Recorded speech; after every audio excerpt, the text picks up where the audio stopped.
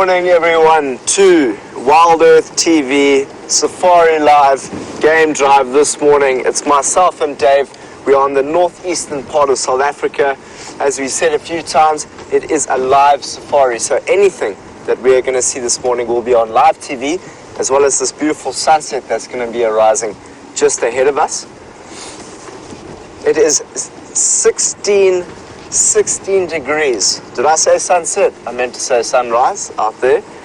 It is 16 degrees Celsius here, which is 61 Fahrenheit. So it is quite chilly, but it's not too bad. It's enough to just put a jacket on and move through the bush. We also have James Hendry that's out there.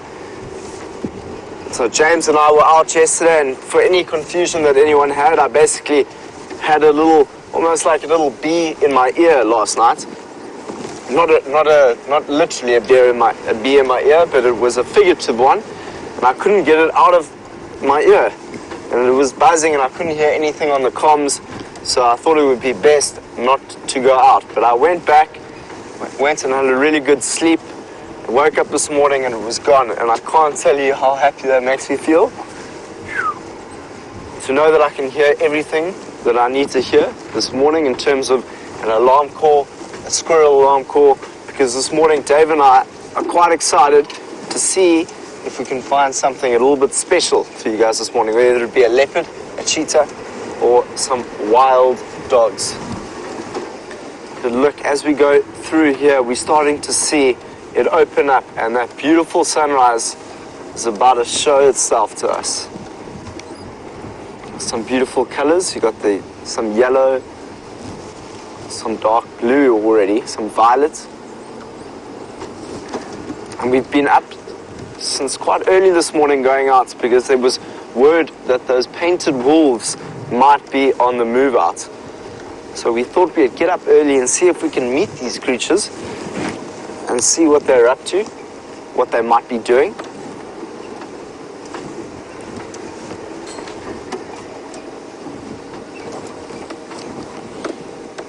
Ooh.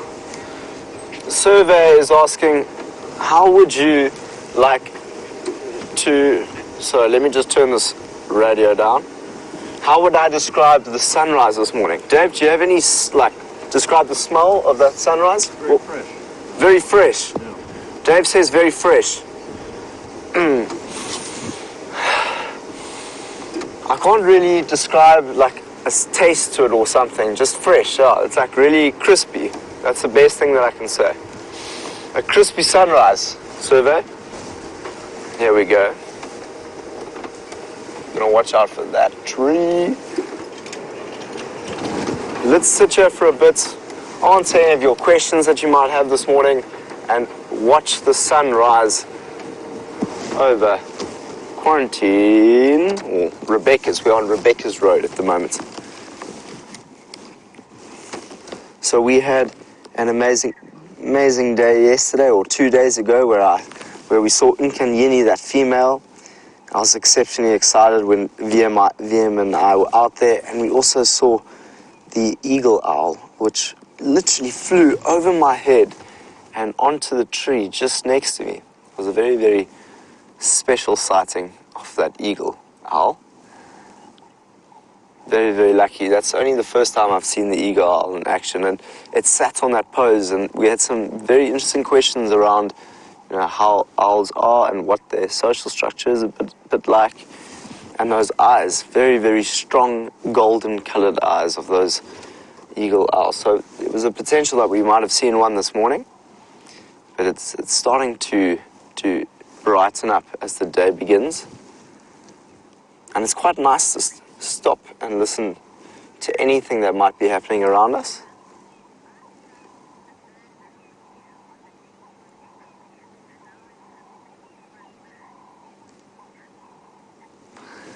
Dina says that she started a bird list with me on the 10th of April, and now she has 61 birds. Dina, that's hugely impressive. Well done. Have you been doing that with James as well? Because I don't have 61 birds. I've got a little less than that, but that's because I've been taking my time with them. So when I see them, I like to talk about them, the features of them, and learn a little bit more about that bird. As you know, I like to draw pictures, so I go home and that's just the way in which I learn. I like to draw the bird, draw the animal, and then write some facts about those animals. So I don't know if you like drawing, do you know? I think it's a really great way to try and interact with animals and get to know them a bit better. In the distance there, can you see those birds flying? Can you see that? Yeah, there we go. Beautiful shot there, Dave. Those look like 2 Egyptian geese, and you'll often see them flying in pairs. It's very cool when you see those. I live in Cape Town, and I have a couple of those Egyptian geese that circle my house and make quite a racket. Both the Egyptian goose and the hardy-dar sit outside my dad's room and our room and just make an incredible noise that wakes us up to the day. So it's a natural alarm clock, which is quite nice, but it's also quite annoying. Have a look at those colors. As you sit back on this, I have no idea what time of day it is. I think it's quite early in the morning. What is the smell that you can smell that you are looking when you see this? When you have a nice early morning, wherever you are in the world, what is that smell that you get? I think it's quite different wherever you are in the world. But as we wait for that sun to poke its head over the horizon, let's see how James is doing wherever he is on this property.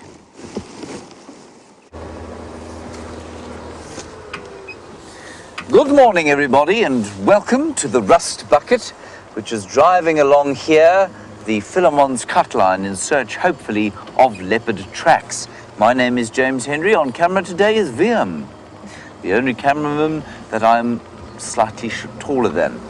We are on our way into the rising sun, and the plan this morning is to check for tracks of Karula and of Shadow. Now, Shadow we saw around here yesterday, but I'm pretty sure that she's south of our boundary looking for her little cubs, or looking after her little cubs. But we'll keep a slow eye along here. Anyway, and then we're going to head along the southern boundary and see if Karula hasn't crossed back onto Djuma. So, I'm sure Sam has explained all the administration of the morning to you. We are as live as Sam is, and in some... I'm not going to say that. And that means that you must talk to us, please. Hashtag Safari Live on Twitter or questions at wildearth.tv on the email. I've no doubt it's going to be a morning of wonderful discoveries. And if it isn't, it will be a morning of very pleasant trundling through what is one of the world's most beautiful wilderness areas. The northeastern corner of South Africa, the Kruger National Park, the western fringes thereof, Djuma Private Game Reserve, Arathusa to the west, and Cheetah Plains to the far east of that. If we do not find any sign of the dear Queen of Djuma, that is Karula, then we will head probably across to Cheetah Plains and see what we can find at that end. There are many tracks of hippopotamus on the road, which is very odd, because we're nowhere near any water deep enough.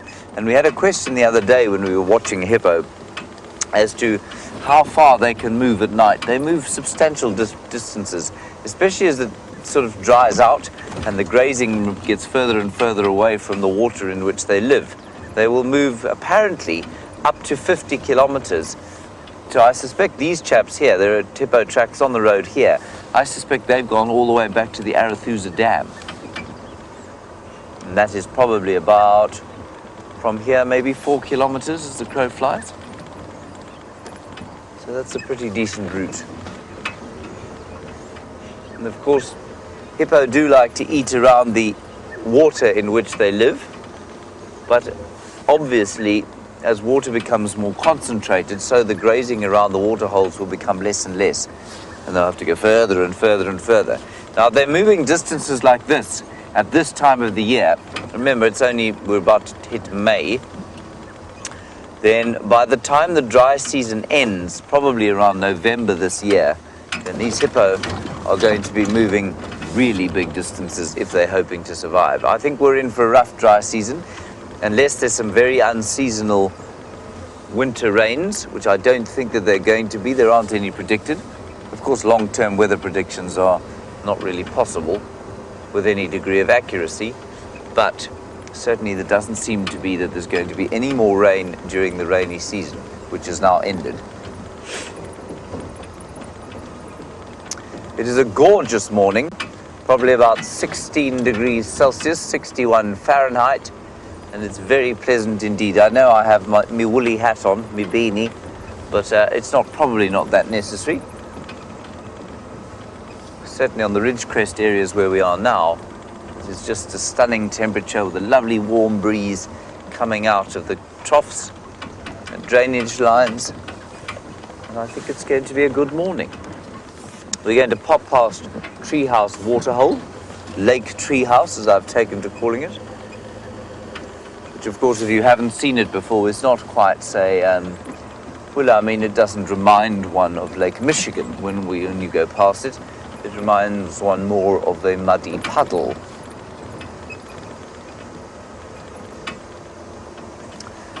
The elephants have also been conspicuous by their absence over the last little while, and I'm not really sure why they do that. It's a great mystery to me why it is that the elephants are sometimes here for weeks at a time. They'll be around every bush and then they'll disappear. And sometimes you won't see them, you won't see one elephant for at least a week or two. And I suspect that they know something that we don't, that they are traveling to areas where there are probably blooms of nutritious plants, probably not different species from the ones that we have here, but they probably have subtle changes in their nutritional content. Perhaps it's that, I'm sure many of you will know, that trees are able to communicate with each other, perhaps not inter-specifically, but certainly intraspecifically. They are able to produce pheromones that warn each other of attack. So maybe elephants come into an area for a while and the trees tell each other, well, watch out, the elephants are around, and over the course of, say, a week, all the tannins and chemical protection that the trees have start to increase, and then the elephants disappear and go and eat someone's leopard.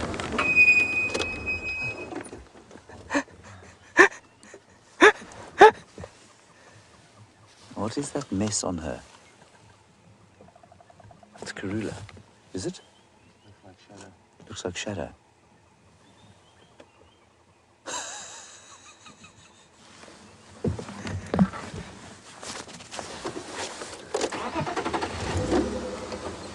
There's a leopard back there, everyone. I thought Liam was about to tell me, he started speaking so loudly, I thought he was going to tell me how much he was enjoying my speech. Instead, he was about to hit me over the back of the head. So, do you think this is shadow? It looks like it. This is fantastic, fantastic news.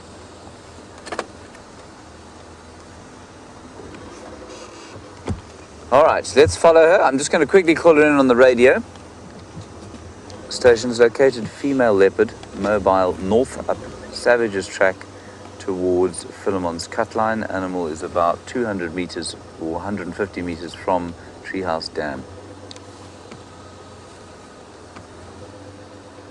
Isn't that lovely? Let's just give her a bit of space. I don't know what that...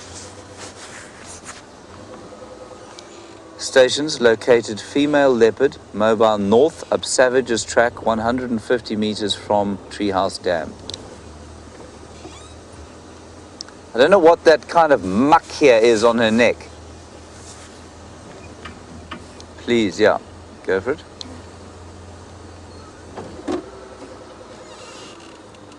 See that muck on her neck there, Vyampi? What do you think that is? Looks like maybe she's killed. Oh, she's probably been lying around at the dam there, I guess. Go ahead.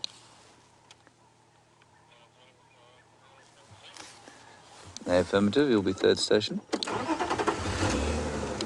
I think if it is shadow, I think she's probably been eating, I think she probably has eaten. She looks a little fuller than she did yesterday.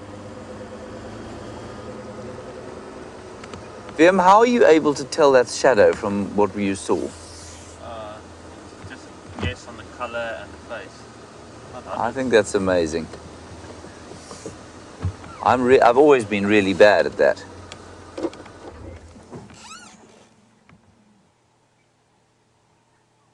Oh, look. What a perfect morning sight this is. Had a feeling we might find her today after yesterday's wonderful sighting. She was sitting so regally yesterday.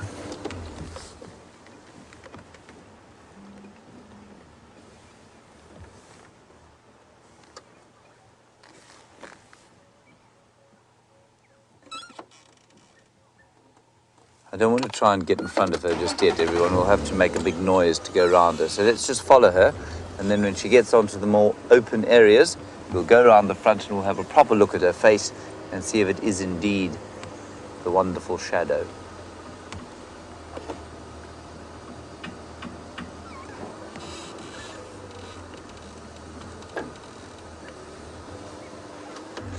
Now, I just want to give you an idea of her size, everybody. She's a very normal-sized female leopard. She might be slightly taller than Karula. What do you think, Fiam? About the same. Yeah, plus minus. And she's about the same size as I suppose it would be a very tall golden retriever. A very large golden retriever. No, she's a bit bigger than that. She's a bit taller than that. And I think it's just sometimes quite difficult for you to see, perhaps. All right, we're going to we'll follow off-road here. There is I think she's going to go around this way, maybe just take a shortcut through here. So let's go around a bit. Might go up onto that termite mound.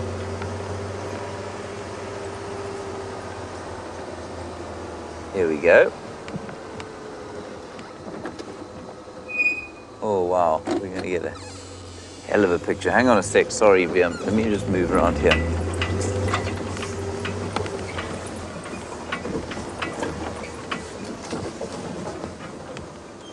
How's that?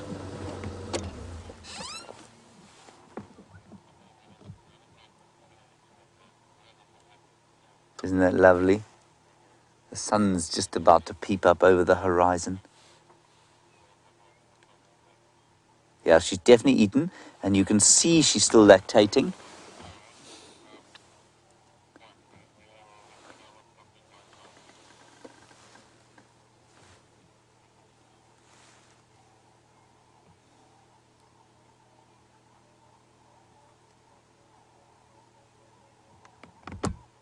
So cool.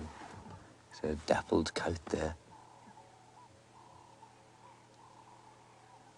Look, back into, she's stalking.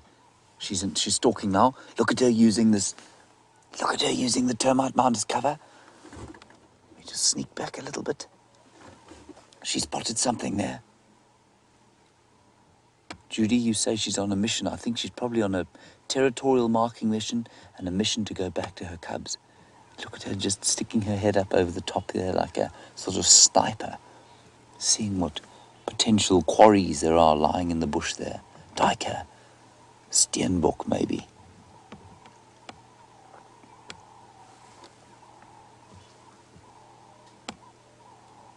I heard something just snapping a branch off in there. VMP, let's go. Go through here. Hold on, everybody. There's going to be a little bit of noise. We'll just keep an eye on her. She could disappear in seconds, of course. I just want to keep a bit of distance to make sure that we're not sort of going to flush or frighten anything that she might be trying to hunt. Watch your heads here, everyone. Watch your head, VMP. Chris and Lex, she's about to pop out onto Philemon's cut line just to the east of the junction Shabam. She's seen something, everyone.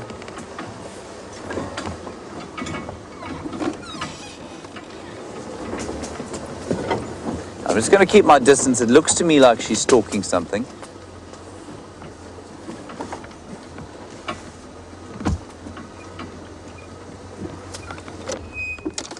Yeah, she has seen something. Guys, if you're coming from the eastern side, please come cautiously. She looks like she's spotted something in the bush on the northern side of the road.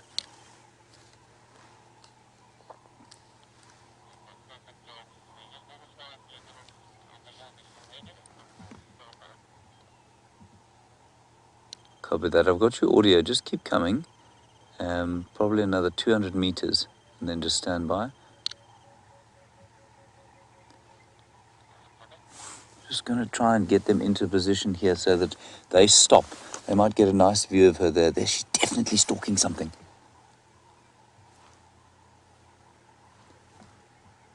Oh, this is amazing. Let me just sneak forward.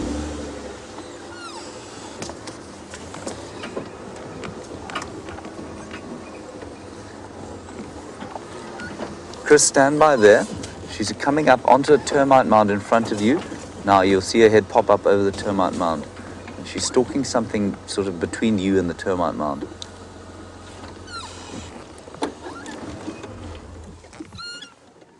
Sorry everyone, I'm afraid I can't get you a better picture of her face than that. There we go. Have you got a visual? It's about 100 meters in front of you on the termite mound, on the southern side of the road.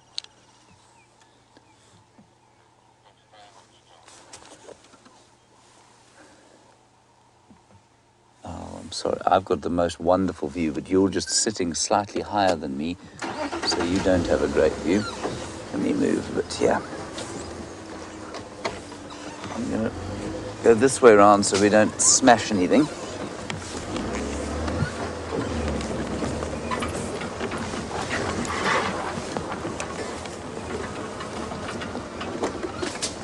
Oh, come on, Rusty, into reverse. Oh, into first.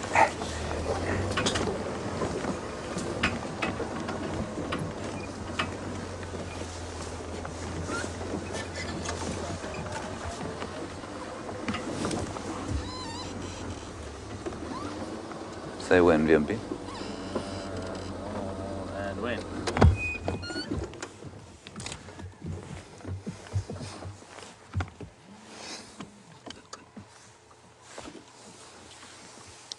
Guys, I think she's given up on whatever it was, so please come forward if you want.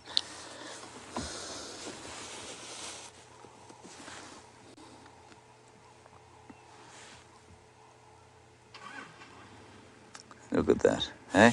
Let me just quickly check with these powerful binoculars I've got. Yes, that's a little shadow. 3 spots left, 4 spots right. Now, that's, of course, to me, the best way to recognize a leopard. If you're VM or many others, you can tell just by looking at her face. But it is interesting how she does look very similar to her mother, I think. Much more so than, say, Nkanyeni does to either of them.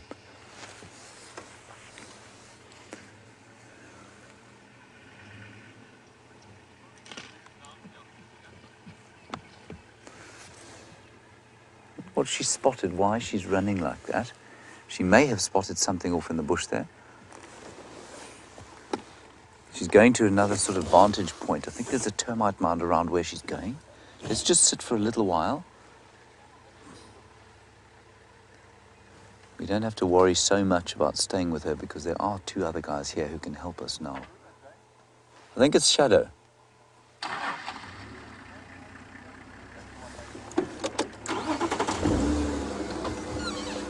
Oh, there she goes.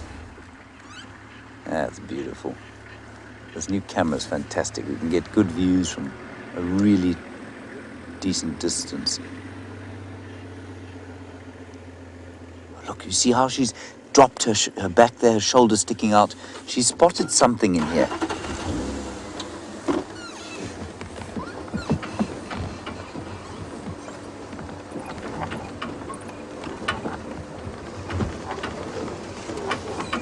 So we will keep our distance, everyone, just to make sure that I can see her moving through there. These 2 guys that we're with now, Lex and Chris, are highly, highly experienced. So they too will be very sensitive to her.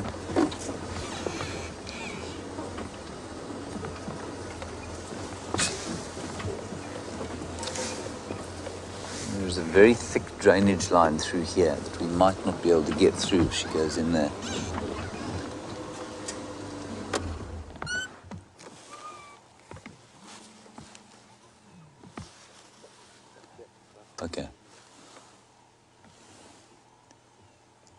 And everybody, I agree with you completely. I mean, isn't that the most beautiful sight in the early morning light?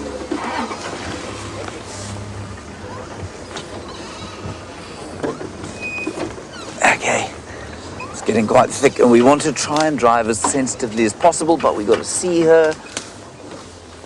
I think she ate last night, though, you know. I think she looks fuller than she did when we saw her yesterday. So anybody who saw her yesterday, let me know if you think she looks a bit fuller.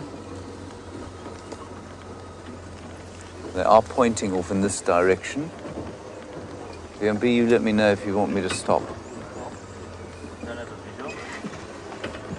Especially given that, you know, I'm not very good at spotting leopards, apparently, as we saw this morning.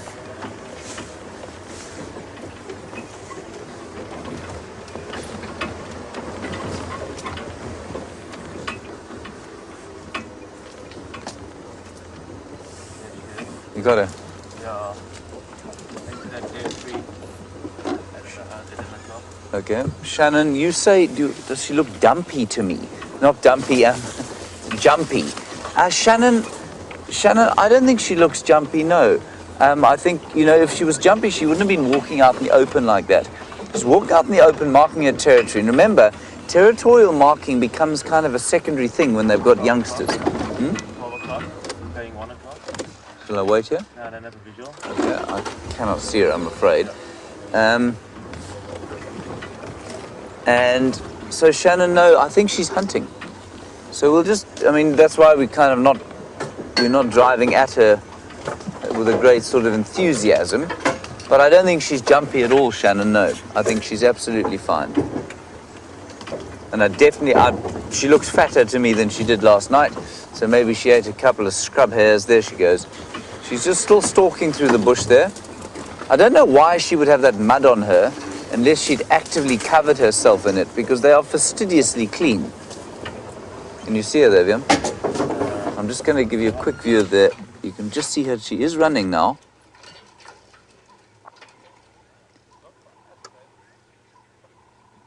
And as Lex, I can hear him saying to his guest, she's not running from us. She's either smelt or heard something through there. You know, if she was running from us, she'd be looking behind her. She's sniffing the air in front and then running forward. And I wonder if there isn't maybe the smell of carrion. Maybe, I don't know, maybe she's picked up Karula scent. I can still see her tail there.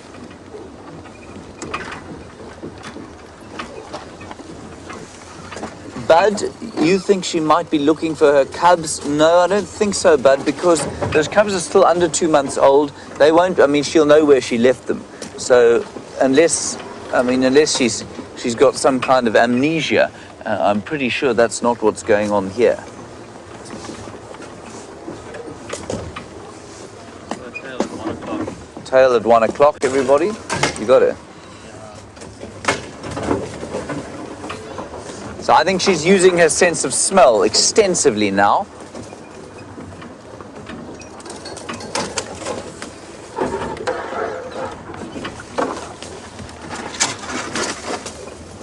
Okay, 1 o'clock. 1 o'clock there. Yeah. Oh dear, come on, Rusty.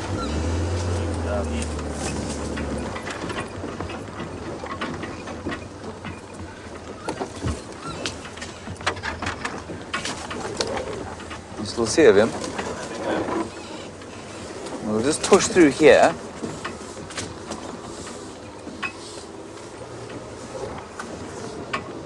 Oh, it's very thick in here now, everyone.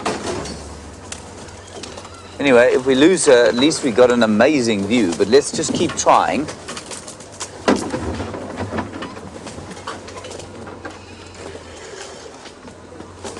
This is perfect leopard country if they're trying to stalk something. Of course, round about their height, they can just pop their heads up over the bushes and have a look and see what's going on around them. Not great if you're trying to follow them.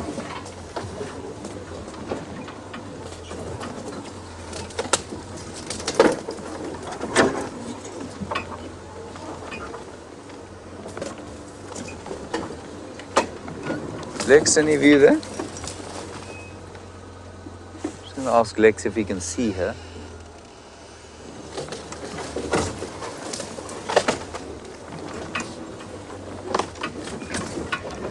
Lex, have you got a visual there? She's over here.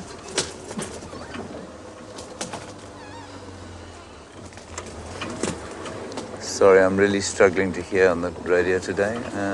Which side of you?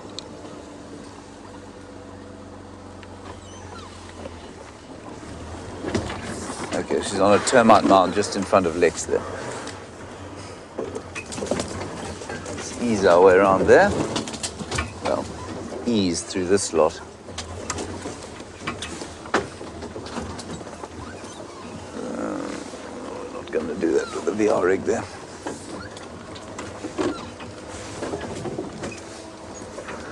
Shannon, your question is a comfortable no.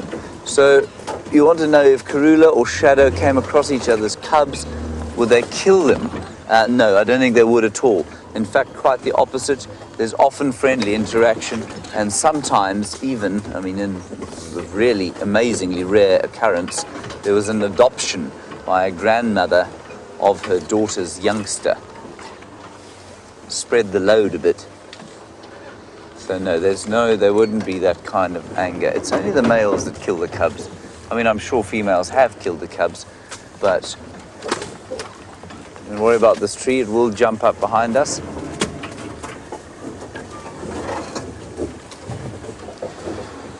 So Shannon, no. Infanticide is perpetrated by males of most mammal species, very seldom by females. You see her there, Pimpy?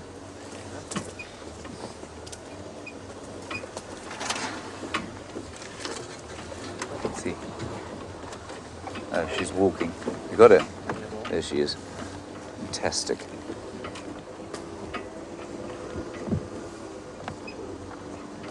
This camera does hold the picture really quite steady, doesn't it, Ben? I'm just going to try and get a little bit in front of her because she goes into this drainage. We're going to really struggle to follow her.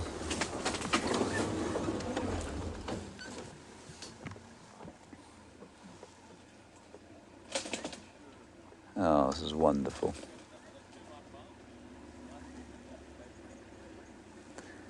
And Natasha, you're in Ontario and you're wondering whether she'll hunt more because of her cubs or less. Oh, look at her run. It's so rare you see a leopard run. Yes, she will to a certain extent because she has to. She has to try and feed them, obviously. I'm going to go straight down through here, Liam. Hold on, everybody.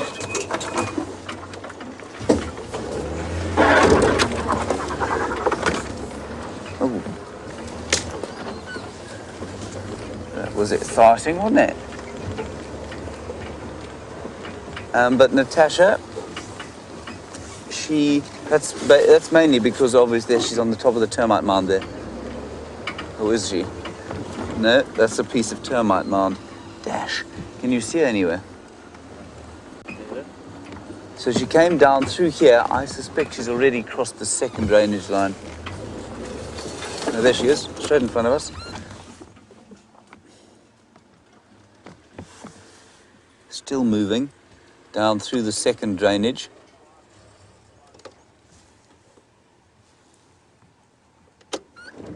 Okay, so Natasha, she'll need to eat more because she is lactating, obviously, but at the same time, she can't necessarily afford to spend too much more time hunting because she needs to be looking after those little things.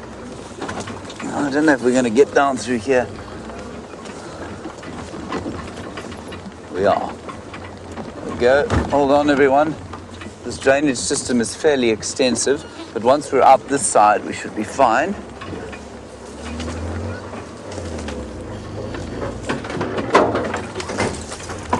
Hold on. Watch your teeth, everybody.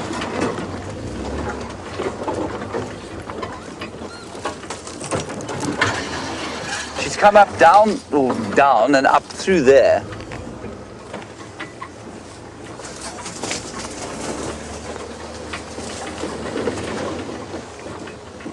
We seem to have picked up some passengers.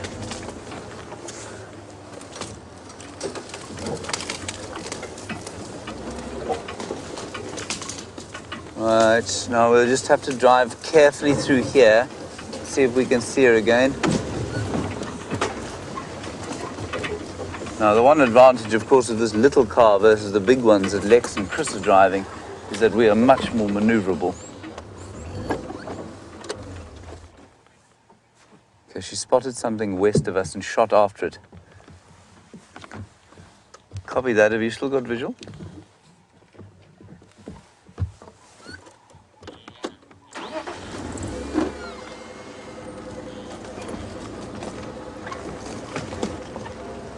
Okay, copy. Will you let me know if you think I should stand by? So they can see her, everybody. They're the other side of the drainage there. She's just shot after something to our left.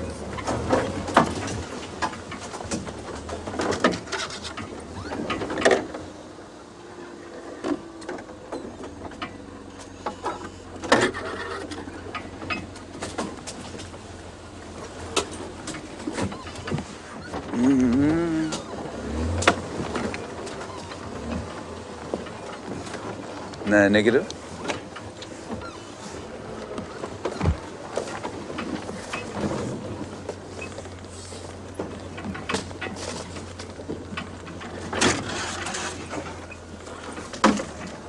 He said she came basically directly through where we are now. Ooh, big stump. So she was below the line of the drainage here, I think. A lot of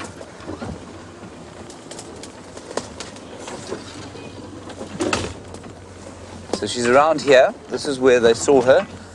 Now I'm just going to open up the game drive comms, everyone, so that you can hear what I don't need to keep repeating.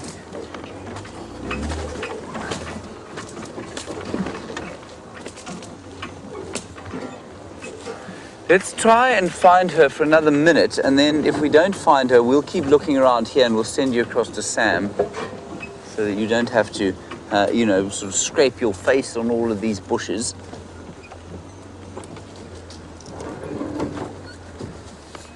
It's unbelievable how a leopard is able to disappear.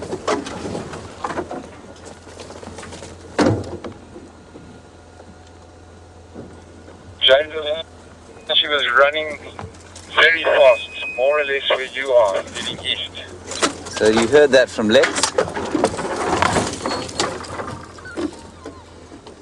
All right, everybody, let's go across to Sam. I'm not sure if we're going to see her again, but if we find her again, we will come back to you. Sam's got an elephant to show you, so let's go and find out from him.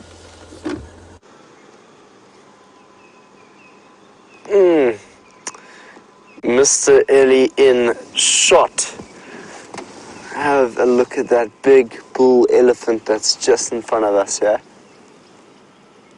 You can see that he's huge. Myself and Dave are just smelling that very, very dense smell of a big male bull. You can just see that size of that tusk over there. He is huge. And he's been walking down this main road the whole way. He's got quite a bit of traffic that's holding him up. But you can see on the road we just were following this long zigzag line of his trunk going left to right to left to right. But I've just caught word that you have seen a shadow. How exciting, you've seen shadow in 2 days in a row, and she was stalking something. So that's very, very, very cool. This big ellie seems to just be browsing on some of the vegetation just by the road here. But you can see he's also very cautious. He's not feeding at the moment. He notices a number of cars are around him, so he's just trying to get a feel for everything. I think he's going to move off into the big thicket. That's what I would do, at least when there was a whole bunch of cars coming and looking at me. I'd definitely feel quite shy.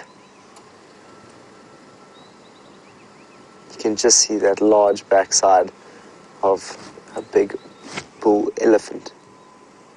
And that skin, can you get any closer, Dave, or was that? That's Max. That's Max. So that skin you can see is quite, looks like it's got quite a bit of mud on it. So he could have been resting in a mud wallow this morning in some water. But it is going to be a hot day today.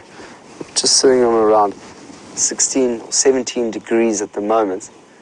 So as the day progresses, it's going to get hotter, and this elephant will browse and graze where it can, and then head off to a nice big watering hole.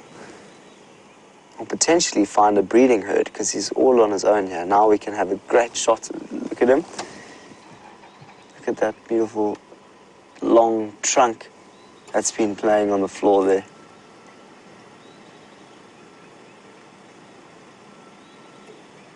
It's very cool. He's put, look, you can see he's put his trunk on his tusk. That's a sign of that he's not happy, so that vehicle might be a little bit too close. There's a number of signs that an elephant will give you to tell you that you are invading his space. And so what's happening here is there's a car behind him and there's a car right in front of him. And another sign that they'll have, yep, he's smelling them.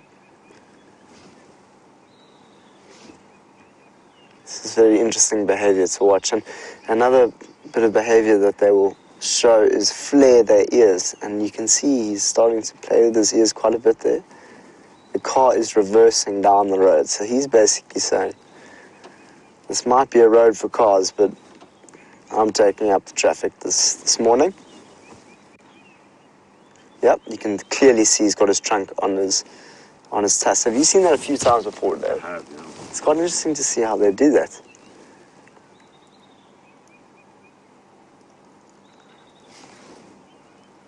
I think he's going to go off into this thicket now. He's definitely not a comfortable elephant. Ooh. Ooh, but maybe he stopped off at a good plant that he likes. That could be a flaky thorn acacia. I know that the ellies love to eat those, so maybe he spotted one and said, well, I'll give them some trouble a bit later after I've eaten some food.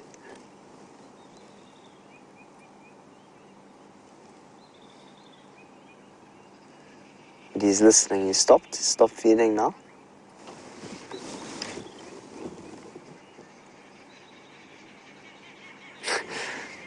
Lynn is saying, I would not want to be that tracker sitting on the front seat. Lynn, I couldn't agree more. If I was that tracker, I would be up and to the back seat already. But no, Lynn, you know what? These trackers are very aware. Ooh, he's starting to come closer to them. Look at it, he's just literally racing them up the hill. He's literally racing that car all the way up the hill. Now he's not happy. He's probably going to go into that thicket. But Lynn, I was going to say that these trackers have had such great experience with the elephants out here, and they know kind of how they would react and how they behave and what's the best solution in terms of being with them. So he's very, very aware of the trackers out here. I'm just going to put my ellie back on its mantelpiece. It's great to be reunited with Mr. Ellie. He found us that big bull elephant this morning. Didn't you, Mr. Ellie? He even wanted to try and join the breeding herd. But you can't do that because you're just a little wooden elephant. One day you might just grow into a big boy. So it's been an exciting morning already.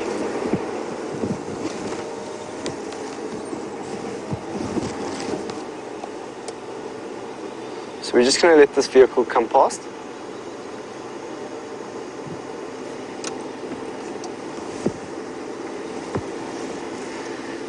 It's getting close, Mpo. It's getting closer. Yeah, but... Where the Ngala? Ngala comes in down. Down there, bud? Yeah? Is it? I mean, any Ghana. Oh, no, I didn't see anything. Okay. We're checking different Kuruma camps. Where's Kuruma now? I'm not sure where they are. I was going to go look down by Sydney's Dam to see if there were any in Kwanzaa. Oh, yeah, now maybe check. But I checked from the gate, nothing crossed. Nothing crossed. Okay. Okay. All right. Thank you, Mbo.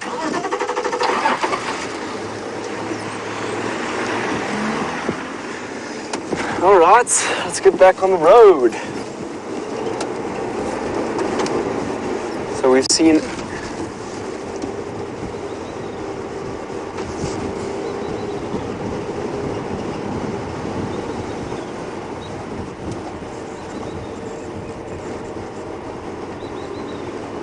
Lale in Washington is wanting to know, is it quite easy to cross borders between South Africa, Botswana, and Mozambique? Lale, I've only ever crossed the border at Mozambique, and it is fairly easy to get across. And I'm pretty sure it's fine to get into Namibia, Botswana, and all those places around South Africa. So it's not a problem. I think like sometimes they'll be quite strict in terms of checking what kind of some of your health details, because as you can imagine we do have some health risks as we go into different countries of Southern Africa. Oh, we've got look at the silhouette of that waterbuck that's just come out of the bush there. Hello. Welcome to the day. So it's quite clearly a female waterbuck. You can tell that because it doesn't have any horns. And it's just walking into that soft morning light, which is my favorite light, both this time of day and night time. The crepuscular, I think that's the name for it. Crepuscular times of the day are just the best times for me. So there was also a word that the wild dogs had crossed from Arathusa, which is on our left here, into our property, into Juma. And so we're just looking for tracks, looking for anything that might show any signs of them. And that waterbuck walking quite slowly across this road kind of tells us that there probably aren't any wild dogs anywhere close to us at the moment. But I was having a chat to the other guide, and the Nkuhumas are said to probably be in Simbambili or on Arathusa. And he came to work this road to see if he can find any tracks of the lions. So what we're going to do is we're going to head towards the gate and then right down to Sydney's Dam and see if we can pick up on any tracks of the lions and potentially find them. If not, we'll make our way towards Buffelshoek and potentially find some buffaloes. We've had some amazing sightings of the large herd recently. And I always love looking at them.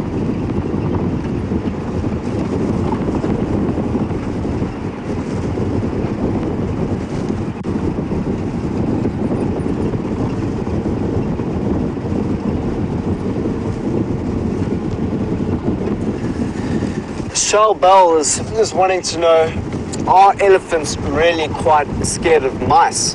Or is that a fable? Charles Bell, I think it is a fable. I've never seen an elephant get very scared of a mouse.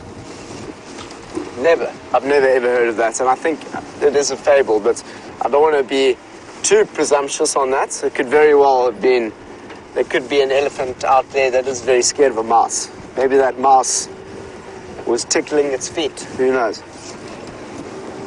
That could be quite scary. We've got loads of hyena tracks that are going around here.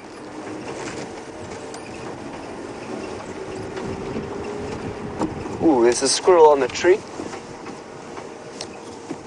See, now the squirrels, have a look at this tree just to our right here. This is a marula tree, and we can tell it's a marula tree. I like to use the white dots on its bark to tell the difference. But I just saw a squirrel running around the tree then. It's that time of day on this soft morning light, that the squirrels like to get into a position where it can just get a little bit of warmth, because it has been a cold evening. I think the squirrel's feeling a little bit shy and doesn't really want to show himself on camera, which is okay. No problem.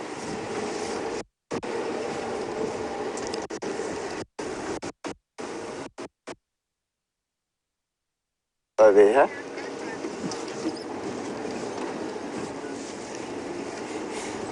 Anne-Marie just made a comment saying, Sam, go find some wild dogs. All right. Just thought I'd show a little bit of that morning light on that tree, which I thought was really beautiful. And a nice squirrel. But I see what you say, Anne-Marie. I'll get out there. Find you some wild dogs.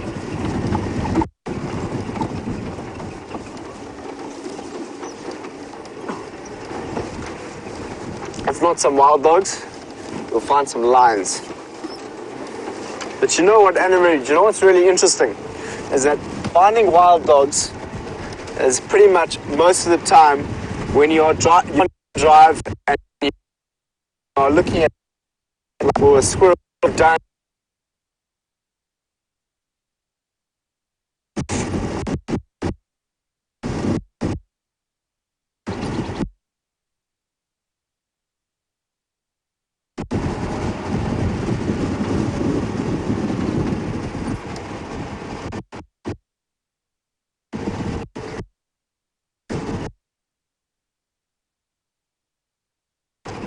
Just wanted to say, often when you are at a sighting looking for animals, not looking for animals, you'll just be looking at something and a wild dog will just run past you. But while we have a little bit of bad signal and we're going through a rough patch, let's go and see how James is doing. We've turned the engine off, everyone. We're now having a listen to see if we can't hear some birds that might be alarm calling. The leopard went running off east down the drainage line into the recently risen sun. And at the moment, there is no sound of alarmed birds. Lex and Chris are still looking around here, but isn't just astonishing the way a leopard is able to give us the slip like that. I'm in 350 minds as to which way to go from here. So we're going to pick one direction and head that way, and maybe we'll be lucky. I think we're going to head parallel with the drainage line onto the road, which is Zoe's road over there, and with any luck, Shadow will be coming out there. If she spotted something here, she may well have sort of had a chase. She did go running off, apparently, according to Lex, but her general direction will seem to be back up. She was marking territory, and then she sort of heading in that direction in general. So I think that's probably what we'll double back and do. Let me just fix up my microphone quickly, and then we'll go. Just enjoy the sounds this unbelievable morning. Perfect autumnal morning. There we go. Oh, hang on. Chris, I think I am, yes. Are they going to pull out of the area? Are you also going to do likewise? Okay. So we're going to drive along here, see if we can't pick up something, and if we can't, then we'll pull up and see if we can go and find Karula. Oh, Sam's got something else good to show you. Let's go back to him. So we didn't find wild dogs, but we found a hyena. If you could just see through this thicket there, can you get visual there? Let me go this way. I know I can. So a hyena is just walking off into the distance there. We're not going to follow it up into that big, thick brush. But you know where we are? We are very close to the hyena den. So we were just walking in. Well, not walking. We were driving. The hyena was walking very, very close. I've got a feeling it's actually the den, which is not far away from here. But we'll see. Maybe we can get another visual from this position. But hyenas, what's really interesting, you don't often find them outside the den. When you do, they've probably been traveling quite a long distance, looking to see if they can find any carrion or scavenge anything of the old carcasses that have been. eaten overnight by the leopards and all that. So the hyena went down there. Ooh.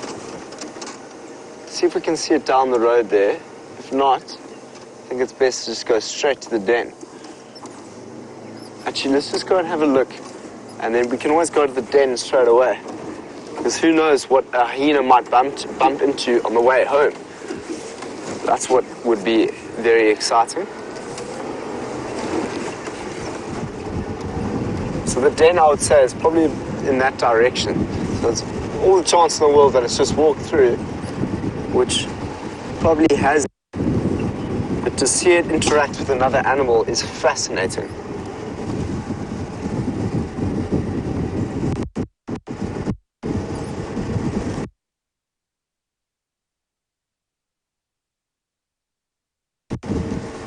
And I just love the way in which hyenas walk.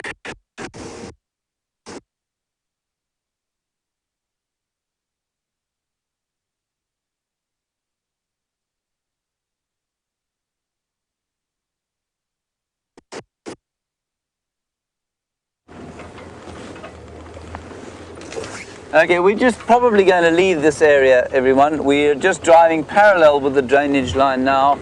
We're going to pop out onto Zoe's road, which is over here, and she might pop out there. Otherwise, as Liam, in his typically philosophical way, said, it's the great example of easy come, easy go.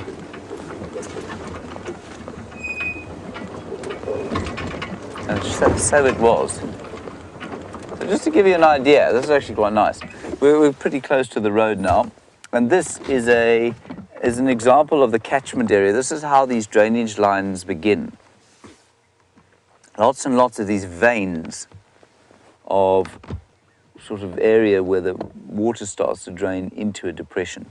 And so this is kind of the catchment area of this tributary that eventually becomes Philemon Dip and then eventually becomes the Mulwati, which in turn I think eventually becomes the Sand River, if I'm not mistaken.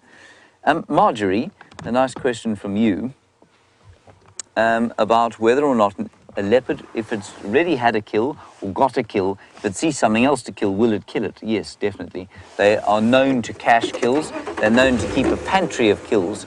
So if they find something, they're eating it, and something else, something else happens to walk by, then they will absolutely eat that or catch that thing, stash it in a tree, and maybe come back for it later.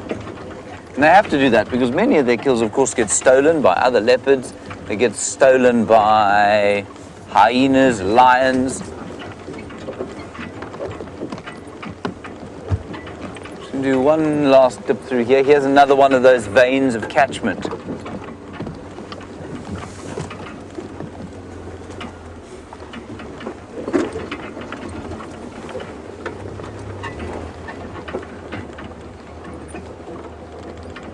And Lou DeLion, you say we have enough bush attached to the vehicle for tonight. What have we got? Oh, so I can't see anything, everybody. I'm just blinded by the rising sun.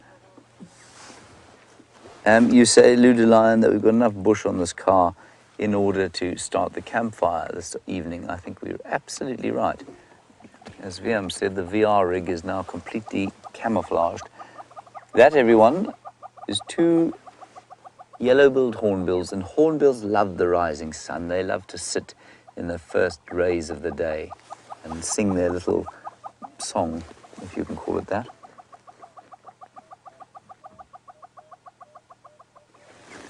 And if we just sit and watch them for a little while, they might do that wonderful display that Liam was trying to show you while I was waffling on. Here we go. They get each other into a bit of a frenzy, you see. Then they're quiet, they look a bit embarrassed. One of them looks at the other, sharpens its beak. And they'll hear others calling from just behind, but they'll start again, shaking their tails.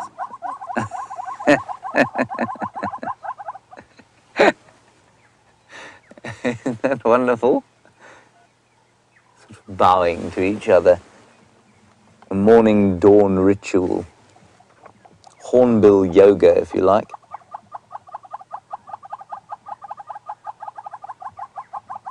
Oh, only one doing the salute to the sun that time round. They can hear others, and I don't know if you can, but further to the west.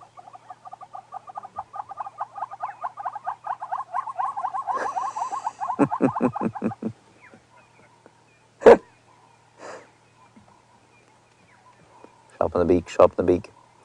I don't know how close, tight in you can get on one of those beaks, but there's something quite interesting there that I noticed the other day, and I've never seen it before. Wonderful. Now, just look in there. You can see the beak is not quite flush. The lower mandible is not quite flush with the top mandible. There are little gaps and serrations. And those gaps and serrations, I'm pretty sure, are there for the same reason that we have teeth. I think I'm pretty sure that they're very sharp, and I think they help the bird to cut up the prey that it eats. And a hornbill like this will eat everything from fruits to small rodents and anything in between, including chameleons and lizards and other things like that. Off they go. That was very special. Okay, let's head back across to Sam. He's got some signal and still that hyena.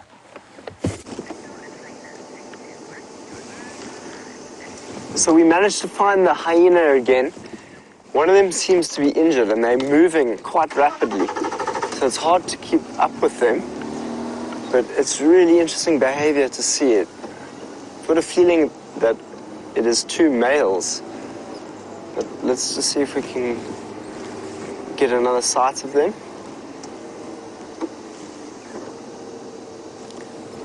There they are, I can see them. They're heading, they're smelling something and they're just going.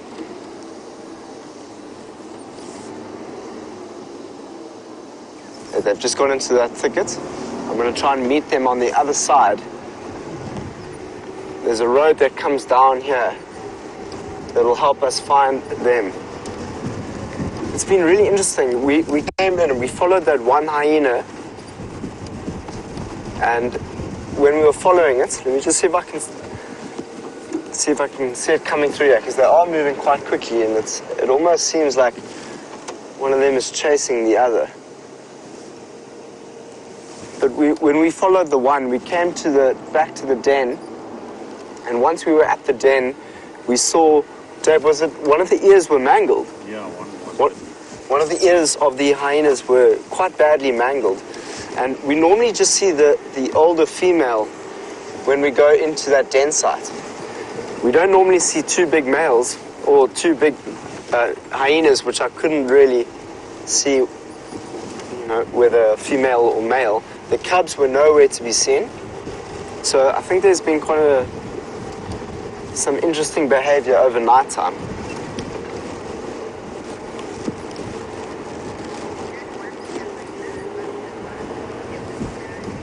Oh, so you have seen a hyena get into a fight before and see that hyena's ear was badly mangled.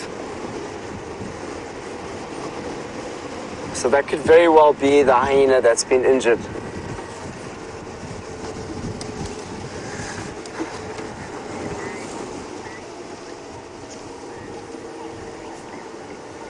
So Kirsty's updated and said that it was just a mangled foot and a mangled ear. So I'm just looking for this road, but it looks like we're going quite far.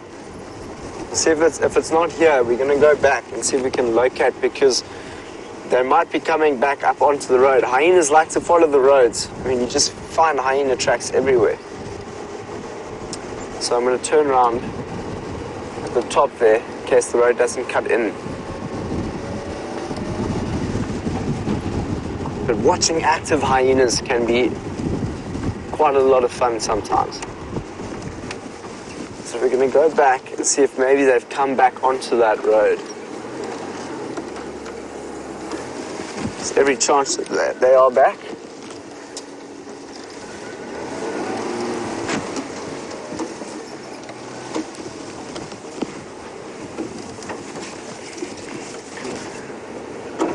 Much like following wild dogs. I mean, it's not a wild dog this morning, but it's hyenas, and they are very, very active. Okay, so we're going to pay attention. We're going to see if we can see them walking through the brush here. But the sun is directly in our eyes, so it's not as easy as it might seem. But anything can happen. We just don't know where it will happen and how it will happen.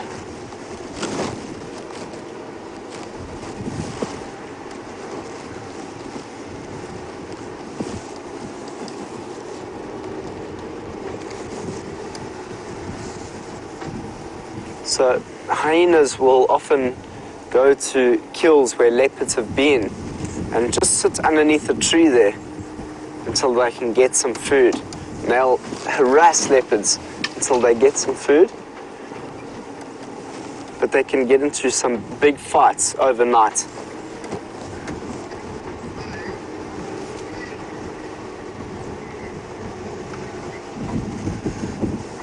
Chris Rogue says that she is very, very interested in seeing which hyenas it is. I hope we can find it, Chris. Or them. Because they went straight into the thicket here, and it's really, really hard to find those hyenas when they've gone into this thicket. But so what we'll do is we'll go back towards the den site. Maybe they've both come back. If they haven't both come back, we'll continue back down this road and see if their tracks come out on Vuyatela main access. That would be our best chance of seeing them, Chris.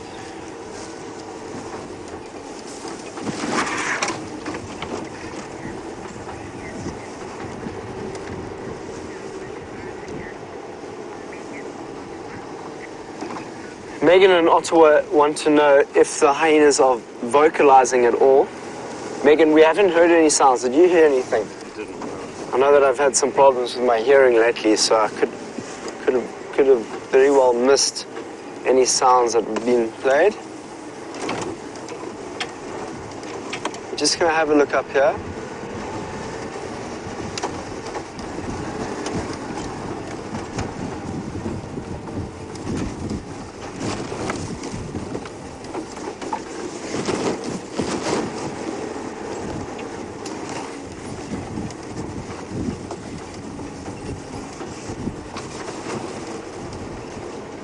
We're going to listen as hard as we can to see if we can hear anything going on. This is so we were at two different dens. This is the one den that we normally come to. Where I've often seen the hyenas and the cubs, so let's just have a look and see if there's anything going on over here.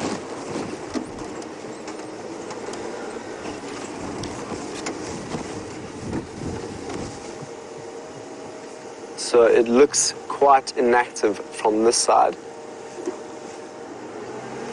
It looks very inactive, sorry, from this side. So we'll see if we can loop around and try and listen to any activity.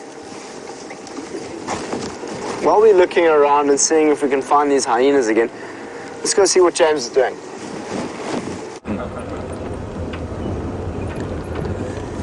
All right, we're back to the deja vu. We're coming down the same road. We're about to turn onto Treehouse Dam Road, at least on the Savage's track, heading towards Treehouse Dam, and we'll see if there isn't something else down there.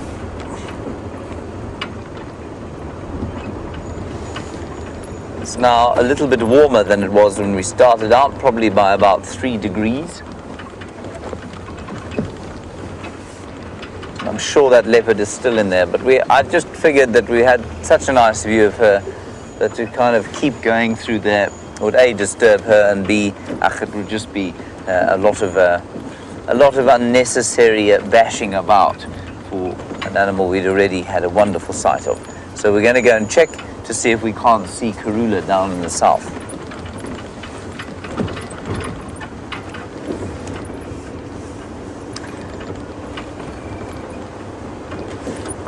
Turn off the engine and we can roll down here on Rusty's arthritic joints.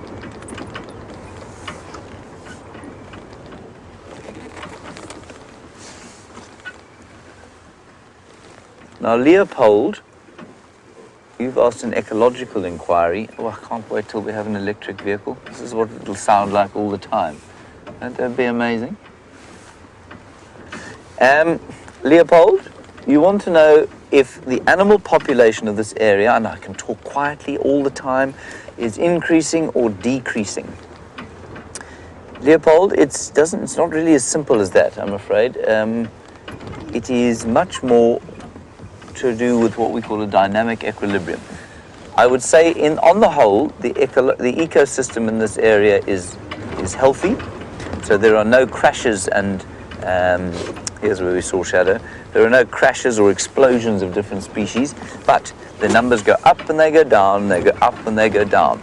And so you have this situation where if you think of two populations of animals, if you think perhaps of a population of leopards and a population of steenbok, let's pretend that they were the only prey and predator species in the area, you have a situation where as the springbok numbers increase, so the numbers of leopard will increase with them.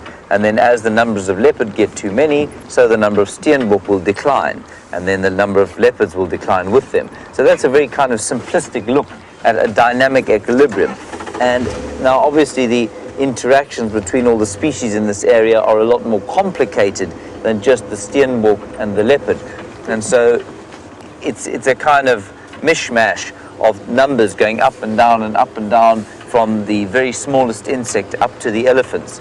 And if we look at that dynamic equilibrium as a whole, then yes, I'd say everything is stable, and I'd think everything is in health. So there's no real obvious increase or decrease. Sorry, there's just there are some birds alarm calling here. Going, fish, fish. Might be a snake.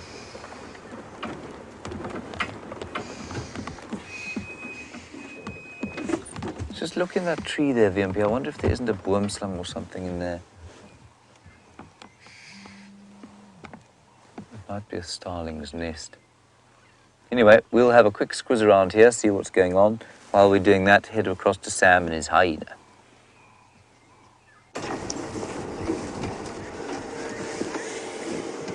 So the hyena's just gone. We've just found the hyena again, and now it's gone into the thicket. Let's see if we can. So one of them came back. Hold it, I've got it. Can you see it? Yeah. Alright, just moved off. It's going to go over here to see.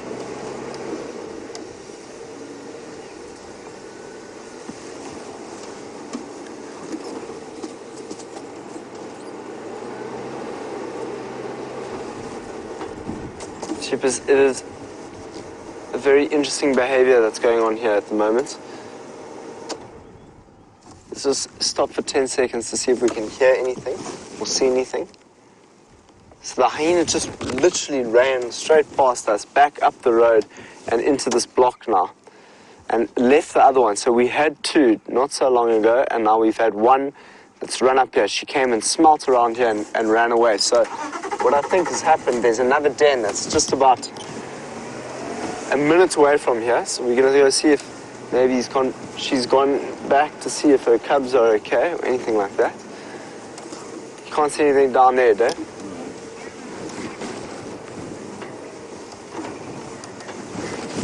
Was it the mobile paddy? Dave just said that it was the left ear that he saw that was mangled, because I never saw the mangled ear. Dave said he saw it. So I don't know if that helps you at all, mobile paddy.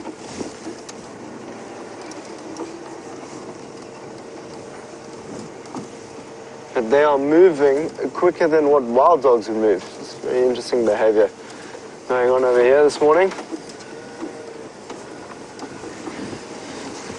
Maybe the other one will start running up here now.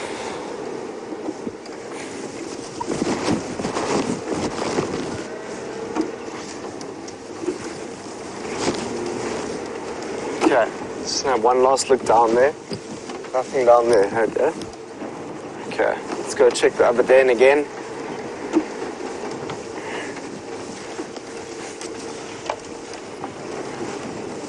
I've never seen hyenas act like this before. Very, very new thing. Most of the time when we come towards the dens in the morning, they're just sitting there relaxing with the cubs. This morning it's been active. They've been doing all sorts of things out there. And I think this antenna is getting very close to my eye, which is not very nice. I'm going to move that in a second.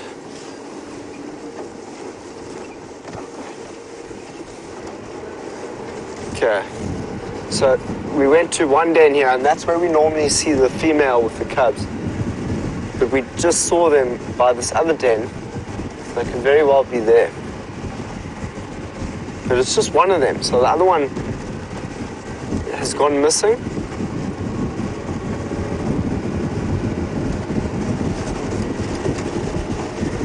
Just trying to think what on earth is going on here. There's the path they walked down. I can't see at the moment any of them.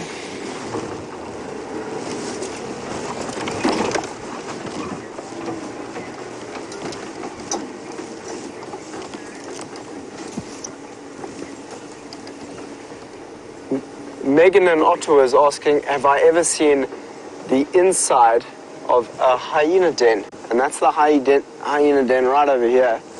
And we can see it's inside that termite mound.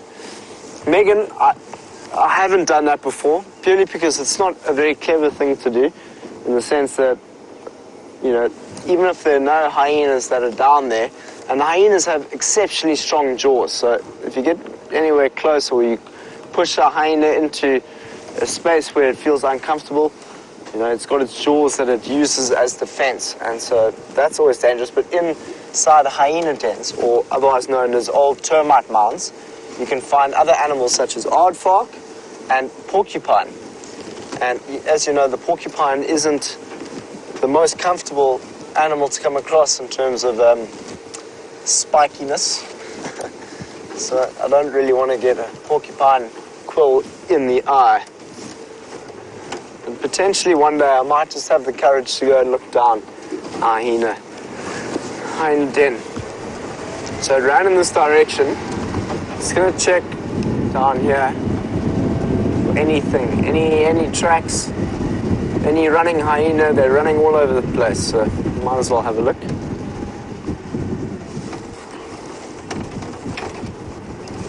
Ran in this direction through here.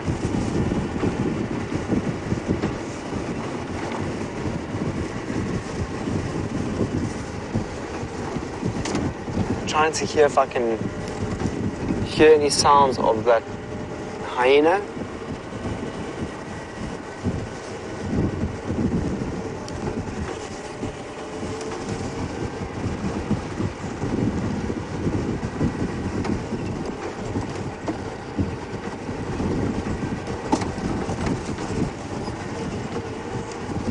I feel like there's action going on, and I'm just not sure which way to go in terms of that action. It's either going to be straight down here or back towards where we've seen. And my gut feeling says, Sam, turn around, go back past the dens, and go back to where the other one was. So as I said, there were two. The one came back, ran straight past the den, and the other one is still on its way, or was on the route towards Vuyatela access. So if we go and drive Gallagher shortcut again, we might just bump back into one of those hyenas.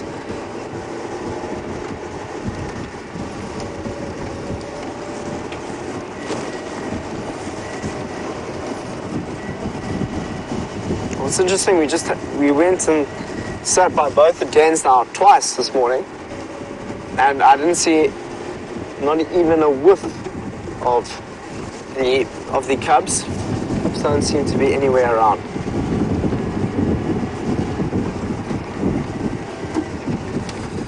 But Mobile Paddy, you were asking about what ear it was, and I think Dave said it was the left ear. Is that right, Dave? I think so. Mobile Paddy, what do you know about the ears?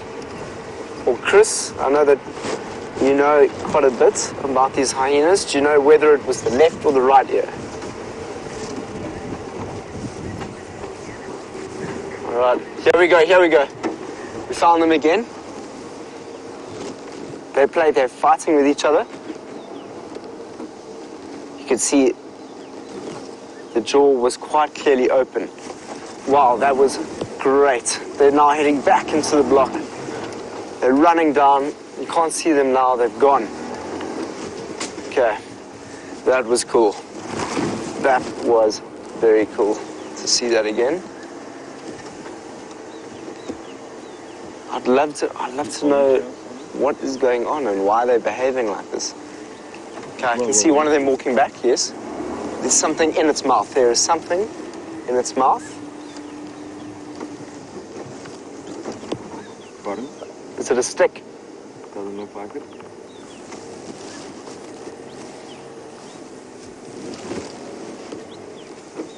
What is that? Oh, it's not a stick. Most definitely not a stick. It looks like it could be the leg of something. Looks like a foot, that's exactly it. It is a foot of an impala or something, so there must be a kill. Just up here, here's the other one. Just gonna walk right past our vehicle. There they go. So, is that the one with the mangled?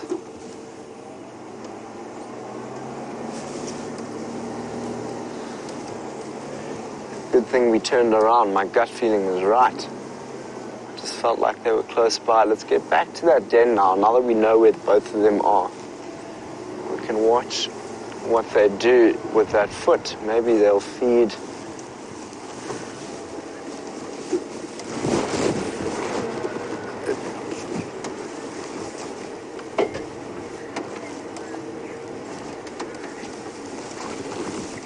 Violet is asking, can hyenas climb trees? Violet, no, they can't climb trees.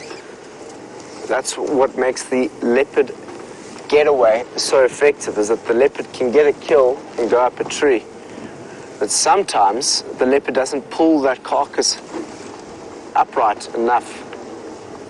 Okay, we're going to come around, and the hyena can jump.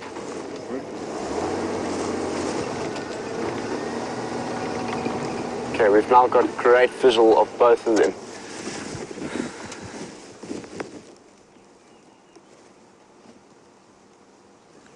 It's really difficult to tell the difference between hyenas. Go close to the head of that, and maybe we can see. Thanks, Dave.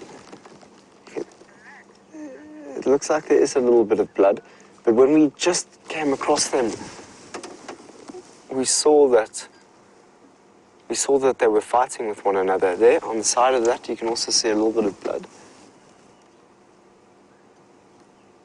This hyena over here, just in front of our vehicle, is feeling, I think, a little bit more unrelaxed than the other one. I was saying a little bit earlier that it's difficult to tell the difference between hyenas because they have very similar looking genitalia, which I'll show you just now in the book when we lose them. But there we go. Now we can see exactly what an hyena is eating. It looks to be a foot. Wow. There's clearly some blood on that hyena's face. So potentially it had to get into quite a fight to get this foot.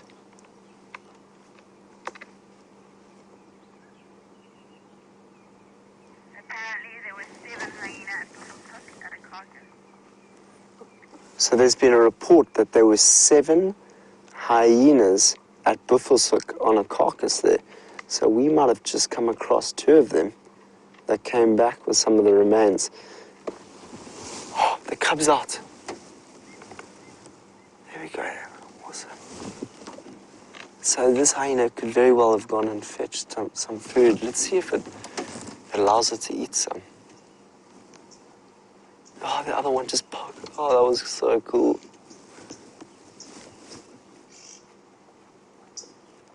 The other hyena, let's not forget, is right in front of my vehicle. I don't even know if you can see him. Can you see him from there? Just his fur. There it goes.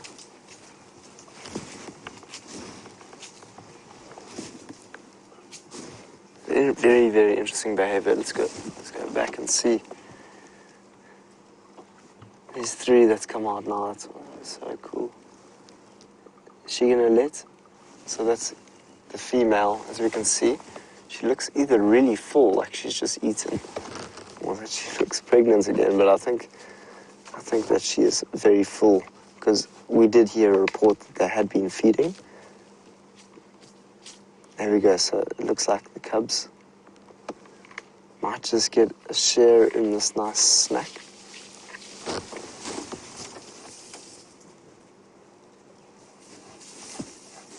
Have a look at this hyena scraping the ground in front of us. Sorry. I can't quite see it, but he's just been scratching the ground.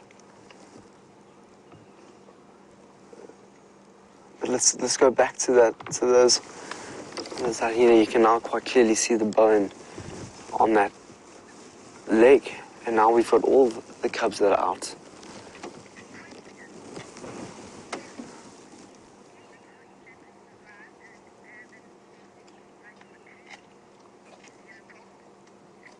Leopold's asking, do I think hyenas can survive in urban settings, much like raccoons?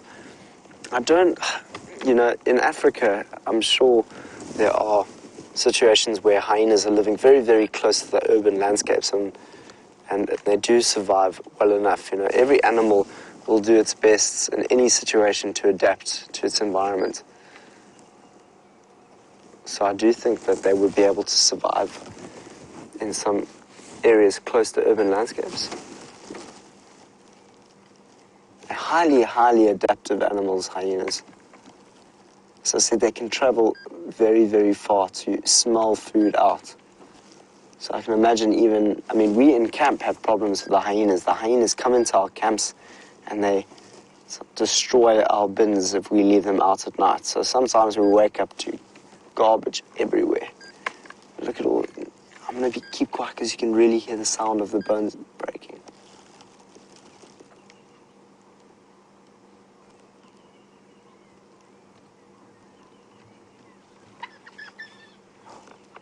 Ooh.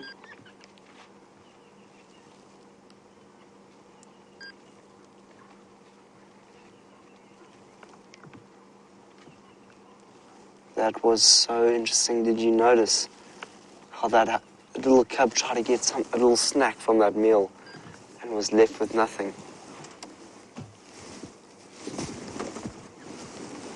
Here it is right here. The cubs are now climbing all over the mound, watching this female as it moves. They're going to follow her. Interesting, she looks so full. She has eaten her load. Why isn't she sharing some with these cubs?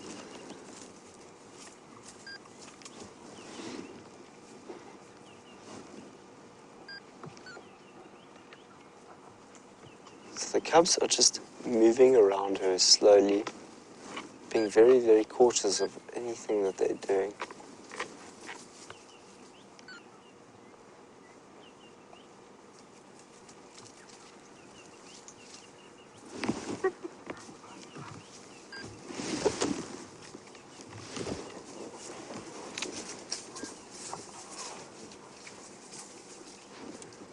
We are literally in the thick of things here, everyone. God, cubs are running all around us.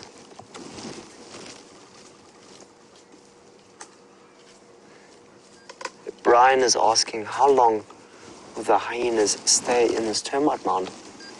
Brian, they can stay until the young cubs get to a good age where they're able to be independent and move to new clans. They mainly just den when they have cubs. But there is a very strong smell. Can you smell that, Dave? Mm. So, Brian, they will swap termite mounds quite often. And what's very, very similar to some monkeys is that hyenas are the longest to be weaned off. So the weaning period is over a year. It's about a year. But even afterwards, what's going on here? All the cubs are getting back into the den.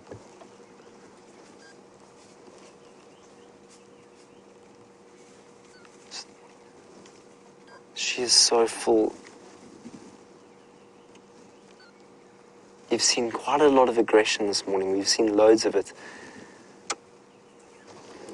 And the thing that I can't quite get out of my mind is the size of this hyena and how it's not sharing any of its kill. Because often you'll find a female will go and find kill and bring it back to the cub. So they're potentially getting to that age now where they need to go and start scavenging on their own. Because nothing is being shared. You can hear the sound of that bone crack. This cub's got close to its mother again to see if something happens.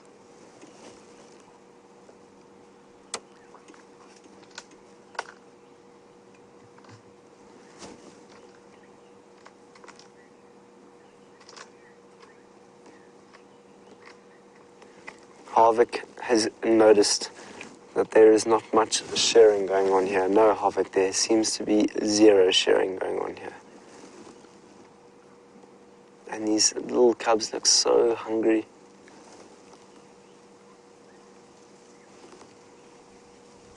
But just going back quickly to what I was saying, is that it's really interesting. Much like some monkey species, hyena cubs will be the longest to be weaned off, and sometimes staying on with their mothers for a lot longer. So the mother's now off now. You can see she's heading off. And there's some scraps that are being left behind. So the mother's gone. Oh, she is so full. She's just trotting down that road. There goes what seems to be a male that is following her. So they could be going back to a kill or something, because that's where they came back with. They didn't have that impala foot in their mouth, and they're now heading back in that direction after they've just finished that. And did they leave anything for these youngsters?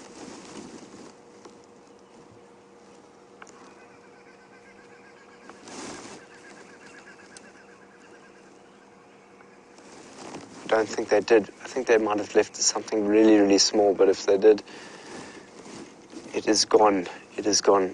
They are smelling to see if there's any remains left of that impala leg. We're going to sit here with these cubs just for a little bit to see how they act now that the adults are gone. And my feelings are that the adults have moved back onto the road now that that leg's finished, to go see if they can get something else.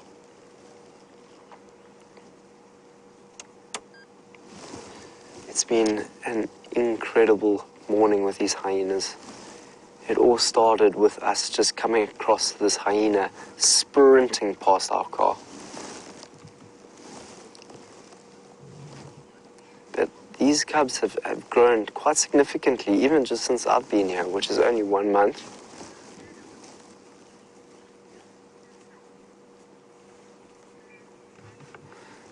Mr. Clan Channel wants to know, when do hyenas hunt?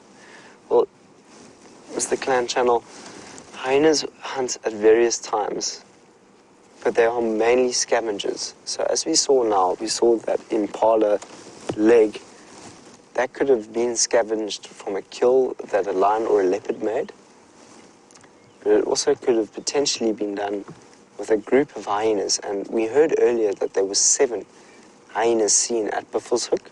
So a large group of hyenas has the ability to hunt down an impala. So my guess is that impala leg was scavenged, but there's a big chance that that leg could have been from a kill that they made as a group last night. And I did hear the sounds of hyenas as I was sleeping last night. Are you hungry, little man? Or woman? I'm not sure if it's a male or a female. So these were the cubs that were born in November and December. think it was 2 in November. 1 in November, 1 November, 2 December, 2 January. So that's that. That's what that reading is. 1 November, 2 December, 2 in January. And these are the cubs that we are looking at now. We just saw them run into the termite mound now. Wondering what they heard. One is bold enough to stand outside and see what's going on. Let's see the behavior of this hyena. It's smelling the area in which the mother was eating that impala leg.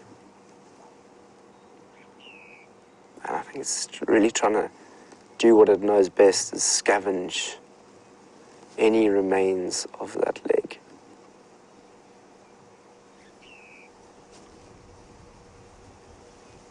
And there's quite a bit of competition between cubs because they'll look to try and get the most amount of food possible. Ooh, here comes another hyena. That isn't the same hyena that we just saw, because we saw 2 of them go down that road, hey Dave? And now this one just came in from over here, so this is very interesting.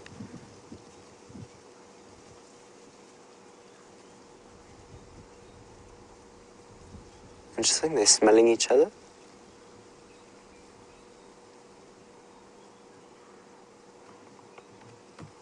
It seems that they're smelling and licking the genitalia area, and that could be either I'm not sure what that means. I think that could be either a sign of affection or a greeting.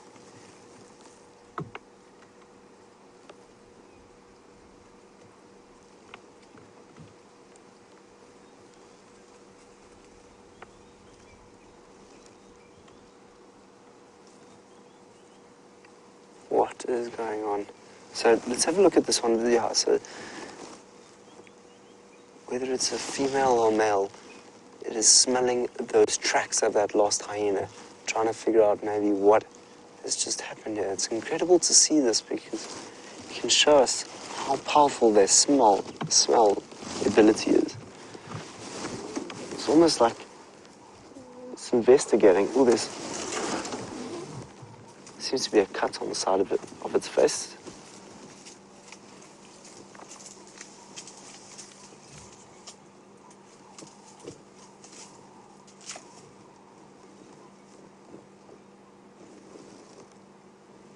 What are you up to?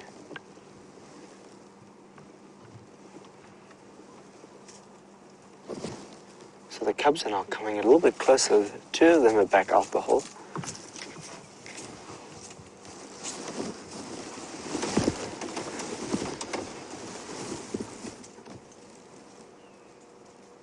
See how she greets.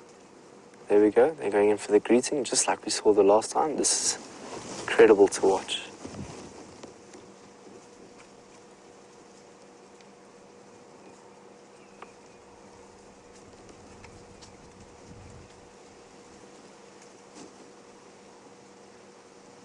So they're going to greet all of them. Because you can see the other one now that hasn't been greeted is interested in saying hello. What might be quite interesting, if those 2 hyenas do come back to the den, the adults that we saw earlier, how is it going to react to this adult here?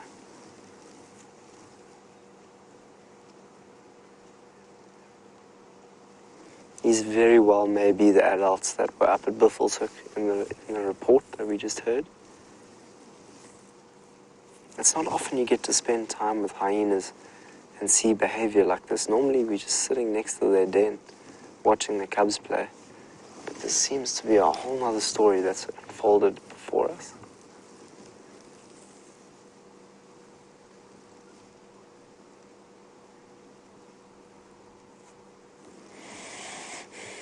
There's lots of smelling.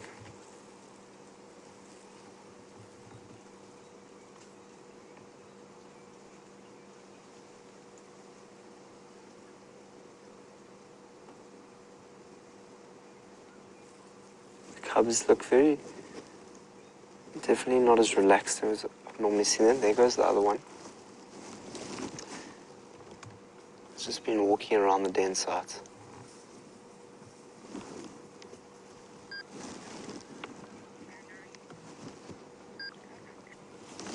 So the cub that we were just looking at is most probably a January cub. One born not so long ago. It's the end of April now, so 4 months old.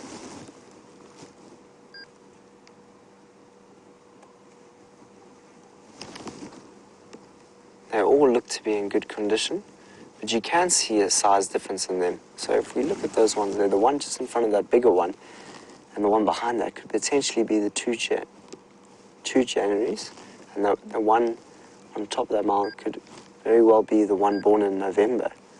So there was one in November, two in December. That would be my guess. Those two on the right, the one in front, and then the one next to it to the right, the January cubs. The one that lay down is the November cub, and the one just behind that is potentially the December cub.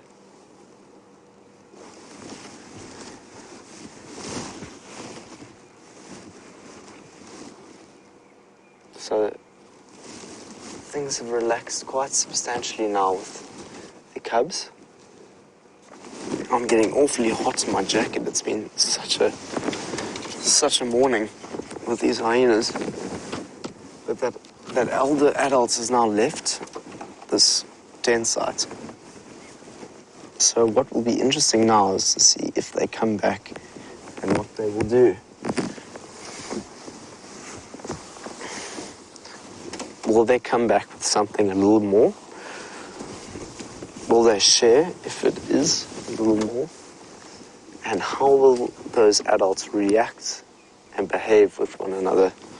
Those are the questions that are on my mind.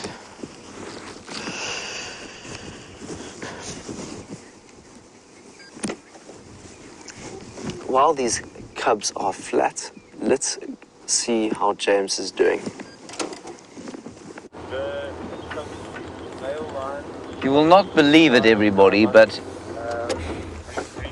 we have very fresh tracks of Karula and the two cubs coming here into this area. And I mean, we did a brief foray through there on foot to see if we can find anything, but we haven't come up with anything. We did see the tracks, though, I think, heading down towards these areas. So, you know, there is some pretty good shelter in the drainage areas from here. We'll just drive slowly along the road, see if we can't pick anything up. Sorry, the flies are out in force now, obviously. Very nice that you've had that time with the hyenas. Apparently they lifted an impala from Shiluva in Buffelshoek, and that's the remains of which you saw being played with over there. 7 of them were found pilfering the hapless leopard's kill this morning. So no more tracks on the road here. They were originally spotted by my great tracker Viam, and I think that she's headed off into the drainage here, and I think our best approach is going to be to go back to the Mulwati and drive up the Mulwati and see if we can't spot anything here. Let's just give Chris an update, and then we'll keep you posted. Hello everybody, good morning. We've had them basically going straight onto Leadwood, and they come along here, and then I think they head east into the drainage. Yeah. Cool. So, I mean, north into the drainage. I don't know what you want to do. I'm thinking of driving up the Mulwati. Why don't you do that then? I'll go around Mumba Road. And I'll, sure? yeah, Okay, yeah. We'll just Peter up the Mulwati and see if we don't. Yeah. Otherwise, maybe then we come back here. Cool. Okay. Alrighty. Enjoy. Good luck. Driven straight over those tracks then. I think 35 people have driven up and down the road during the day. So that's Chris. He's driving out of Vuyatela. And in case you're wondering, I mean, Taxon and Aubrey are the kind of regular guides that drive out of Vuyatela and Gallagher. But sometimes Lex and Chris come in with their private guests, and they do drives from there. It's one of the nice things about Vuyatela and Arathusa, or at least Vuyatela and Gallagher, that you can bring in private guiding.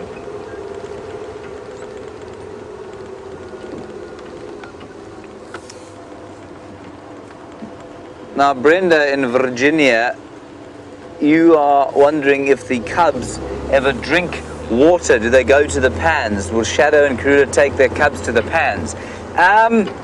No, not Shadow. Certainly Karula will start to. Remember, those cubs are going to be 2 months old, at least 3 months old, on Tuesday, I think, next week. Tuesday, Wednesday. And by then they're going to be almost weaned, which means that their water requirements, and those of a leopard are very low, but their water requirements are going to have to be met by actually drinking water and not by milk anymore. So the short answer to that is, as long as they're suckling, they won't be drinking water. But now, as that weaning process completes itself, so they will have to drink increasing amounts of water. Leopards are, interestingly, almost completely independent of water, and they can get sufficient moisture from their kills, which is quite interesting. And so that means that they can live in desert regions where many other animals can't. So, for example, they do live in the deserts of Arabia. We get I think it's called the Iranian and the Arabian subspecies of the same leopard we get here. They'll live all the way into the Kalahari, up into some parts of the Namib Desert. So they really are very good. As long as they've got food to eat, they can survive almost without water. Drive a little bit quicker, because Chris has covered this area, and we'll come down Mumba Road. Mumba Road, of course, was the site of my first meeting with Karula. All right, Sam is on fire this morning. He's got a warthog to show you.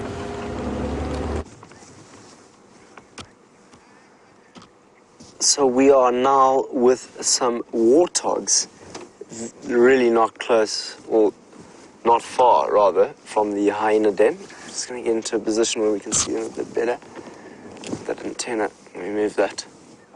Here's the youngsters. So there's a female, with a large female with its 2 piglets. And the hyenas, those big adult hyenas, are not far away. We were just having a conversation, myself and Dave, trying to figure out, that hyena was so full.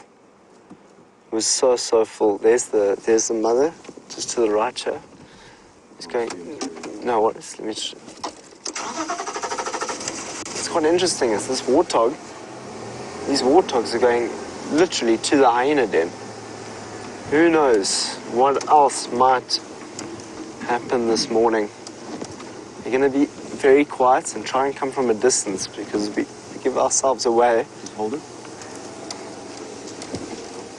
There they are. There's the warthog and the 2 things, and just to the right there's the termite mound where the hyenas are. So let's just see if there's any interaction. Maybe the cubs will come out. Maybe we'll see something happen. Who knows? Where are those adult hyenas? Who knows? All we can do is just be in the middle.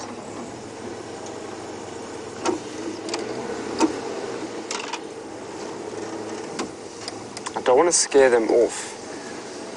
Try and minimize our influence as best as possible. There we go.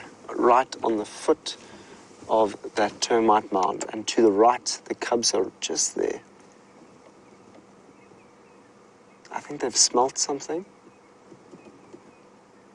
As you know, warthogs will every now and then use, or they do use, termite mounds as well as hyenas to den in, and a warthog will go in backwards so that its horns are facing outwards.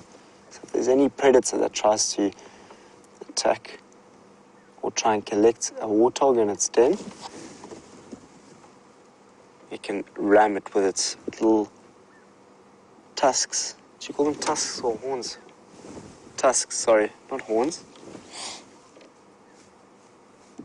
There's just so much, too much stuff going on. Now they're walking around the den. This is very interesting. The cubs are right here.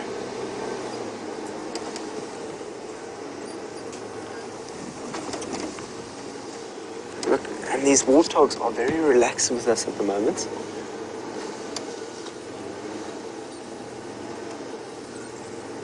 So they're now walking away from the den side. It seems that the cubs didn't pay much attention, or are in their holes, quite afraid, because the the adult hyenas are not here at the moment. They ran off into the thickets.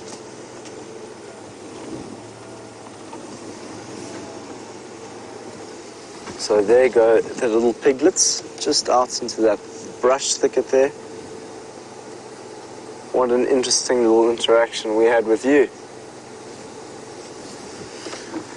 So they're off, and there's the hyena den right over there. And we've got a vehicle behind us, so just hold on.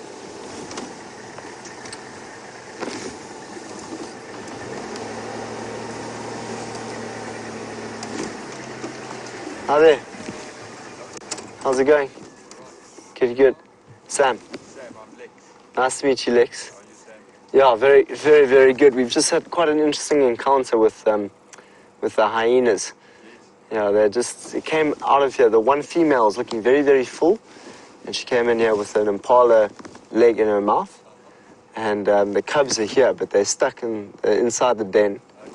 And there's been quite a bit of interaction between one of the adults and the female, Oh, okay. not sharing anything. She is huge. She looks like she's about to Okay. turn into a balloon. Because did you hear that the one leopard's got killed in Buffelshoek? Yeah, so Shaluva, and there were 7 hyenas taking the kill from her this morning. okay. So sorry about that. We were just quickly chatting about what is going on out there. We're going to go and see if we can find those hyenas and anything else that might be happening. Potentially those hyenas will come back to this area. But we've just had reports that there are things happening up at Buffelshoek, so we might just make our way there to see what happens. With that, let's go and see how James is doing. Hello everyone, hello. We have come down to the opposite end of where I last saw you. So we were just over there to the east, oh no, that's the south, Henry. To the south of where we are now. And we're just thinking that, let me just give you an idea of what's going on. So you can see we're going down in towards a drainage line here. That's the big Mulwati drainage. And it's fed by a number of small streams. And I love the word stream. Unfortunately, in this case, doesn't imply trickling water and babbling brook, but smaller drainage lines that feed it off to the south of the road. And she was about, I'd say, about half a mile maybe, probably less than that, between maybe a third of a mile across that way on Leadwood Road, and the tracks go down towards this area, I think.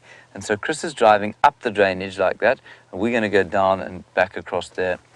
We'll see what we come up with. Some of those tracks, though, were, I think, very, very fresh. I'm not a tracking genius by any stretch of the imagination, but I do think that they were fresh. They were very distinct, especially the little cub ones, and I'm amazed again at the size of them. The tracks are already the size of a serval track or even a caracal track. We also had tracks of Tingana, or certainly a big male, going up Twin Dams Road. So, I mean, their prospects are good, but as you well know, I mean, we had the leopard this morning, we managed to lose her, so it is a little bit of a lottery with these fellows, the leopardos. We're just going to very gently ease our way through here. Listen out for alarm calls, maybe squirrels going, rattling testiculars going,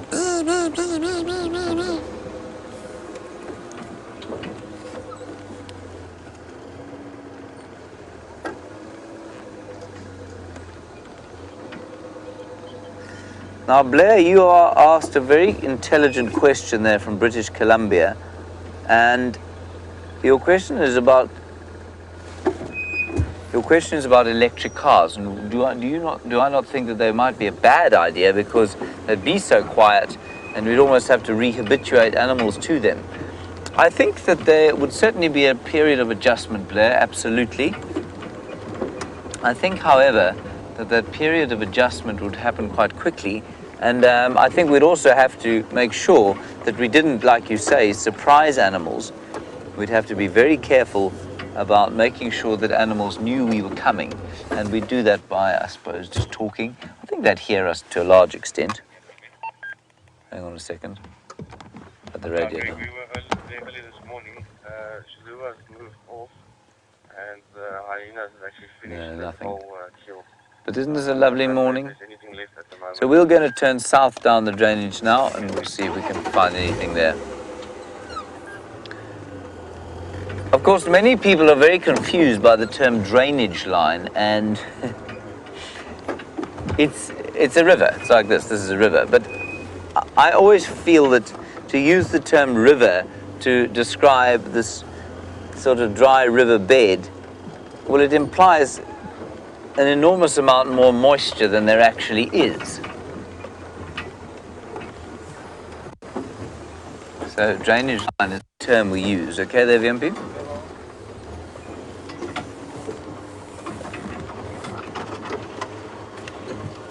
So she's in this block somewhere, I think, unless she's come across here. It's not impossible. We may bump into her on the road. But she's obviously left the kill site where she had those impala, or that impala.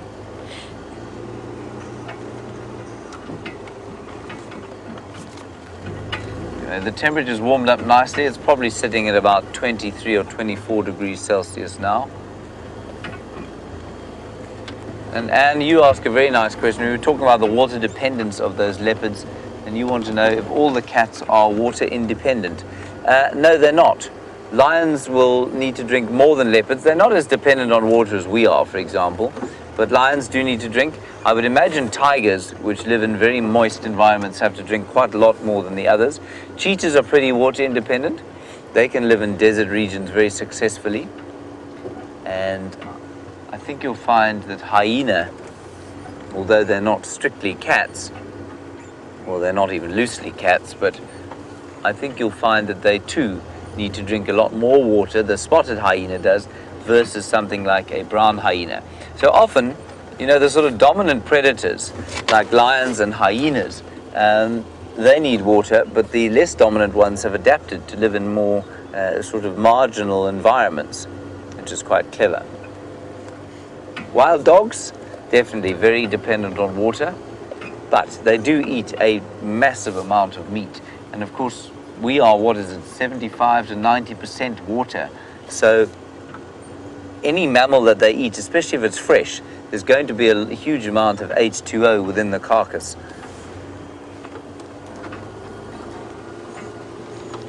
There's a lovely little boat ride we're going on now. Leopard boat ride.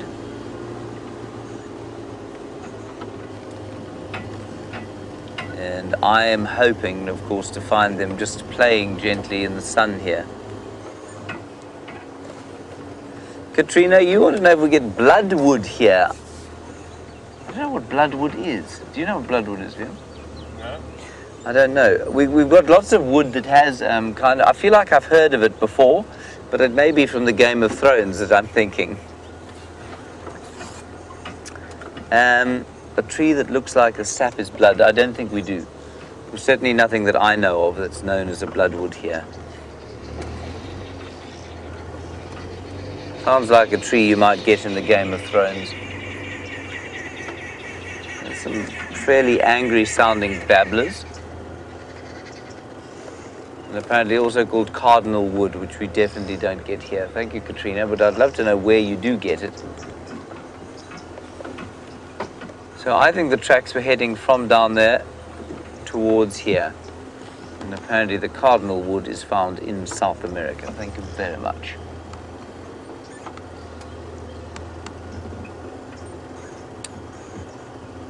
So pretty in here. Oh, there's a nyala.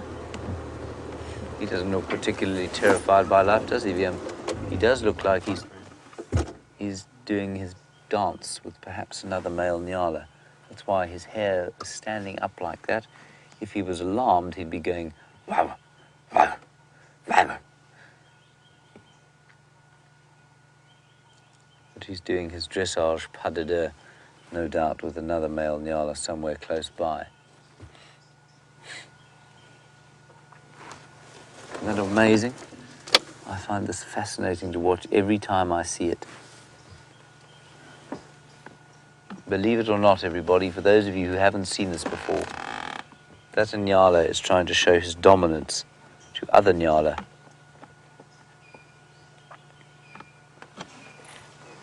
It's fun, isn't it? There's the other one. You can just see his horns sticking out through the back there.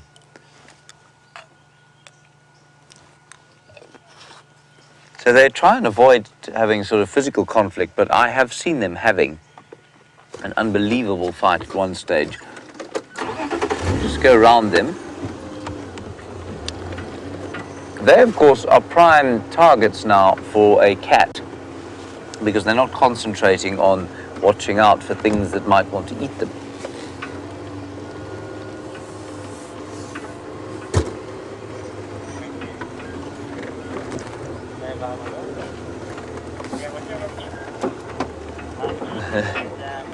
I can see Chris up ahead there.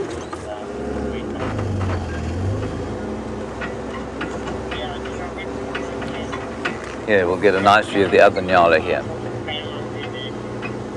Chris is just off on foot, seeing what he can see.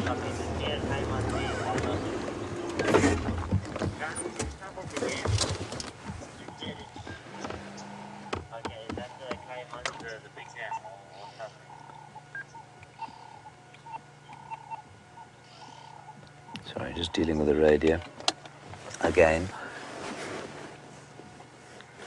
It's very busy at the moment on the reserve because we have a number of what we call public holidays, what you in the UK would call a bank holiday. And so the radio is busier than it would be normally. And these two chaps are just sort of facing off against each other, deciding if it's worth having a physical conflict. The most vicious antelope fight I've ever seen was between two nyala, just outside the final control. We had a wonderful sighting of it. It was live.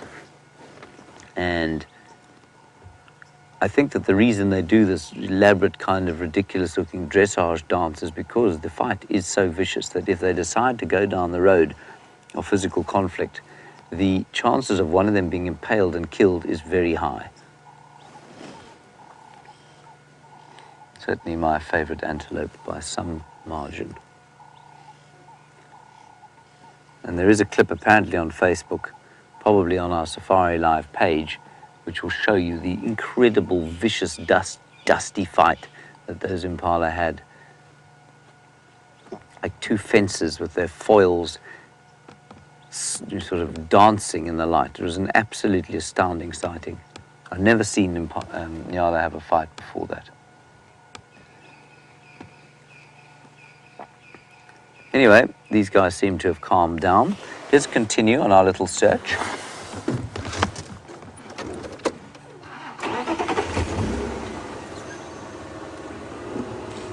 Monkey Man, I agree with you completely. You say you love being in these drainage lines. It makes you feel like you're in some sort of sacred grove. That's precisely how I feel. I could sit, often on the days when I'm supposed to be tracking, I'll come and sit in a drainage line like this and read about some different wonder of the bush. Let's get an update from Chris. What's going on at Buffelshoek Dam? I think Tingana Buffelshoek Dam. Yeah. I don't know. Maybe it's Hang on, everybody. confused. I think it's Big Dam. We know of it, Buffelshoek Dam. Right, there we go. Okay. Phew. No visible sign coming down. No, I'm sure she's in here somewhere. Did you see the tracks on the road there? I saw them on the road, Coming in here. and yeah, all on the left-hand side. So I just walked on this little path just to see they hadn't fallen down or something, and there's lots of monkey, everything else, but not. Okay, did you see monkeys in there? Didn't see monkeys. Okay, but just tracks, okay. Yeah. All right. So, are we going up? We might do a bit of a loop around again, Okay. and come through, I'll try and have a look at this broken dam. Okay, wall. okay, See. okay, cool. Maybe we get. All right, maybe we get lucky. Okay, cheers, see you just guys. now. Thanks. Good luck.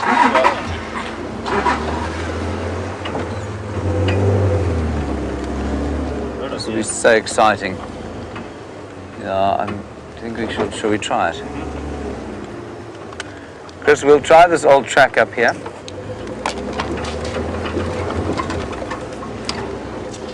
Okay, everybody.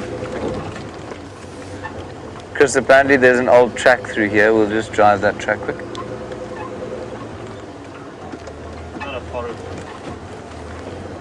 Not sure how official this track is. There is a track.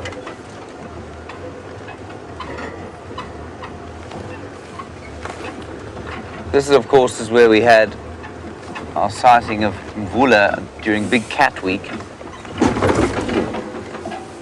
How close are we to the cliff face there? Yeah, a few meters. A few meters? You mean I don't have to drive over this tambuti tree? You're right. That's a relief.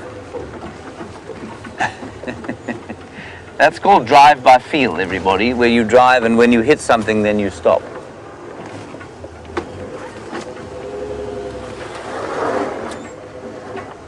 And Amélie, you are a new viewer. Ooh.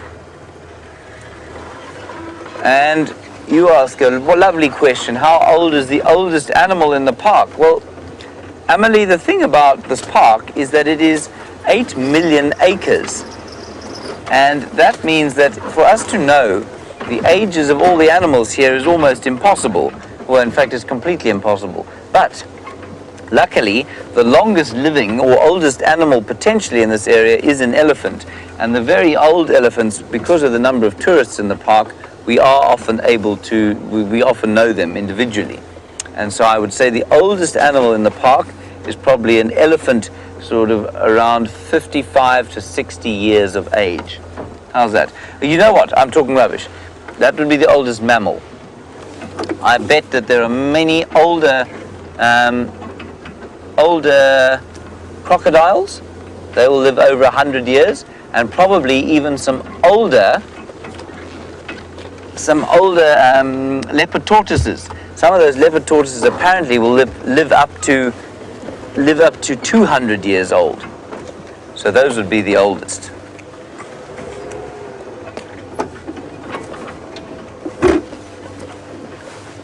So we're just doing a little drive through here on an old track that runs along the sort of parallel with this drainage line up towards Leadwood Road.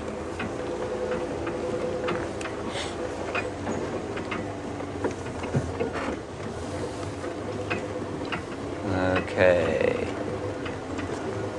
Now, we also had tracks of a male leopard going up through this area, and I think that was probably Tingana. Tingana, for those of you who are new viewers, is our sort of dominant male leopard of this area, and he is 11. No, he's not, he's 9. I drive our leopard fans into apoplexy if I give him 2 years he isn't due. So this is the kind of grove of trees that you might see a leopard in, sort of lurking under the shade, the youngsters playing with the mum. We walked through here the other day. It's a very, very beautiful area. And it's the ideal sort of spot for a leopardess to keep her little babies. Anyway, we'll just keep going. This track is kind of petering out, so we don't want to make too much on the way of a new road unless we have a confirmed sighting. So we may go back out onto the drainage, into the drainage line and back around to the original tracks. Oh, it would be so nice to see those little ones again. And for those of you, I don't know how many of you who have been watching have seen the cubs before, but we had the most fantastic sighting of them the other day, Viam and I. And they are very, very special. So I hope fervently that we manage to find them for you again this morning.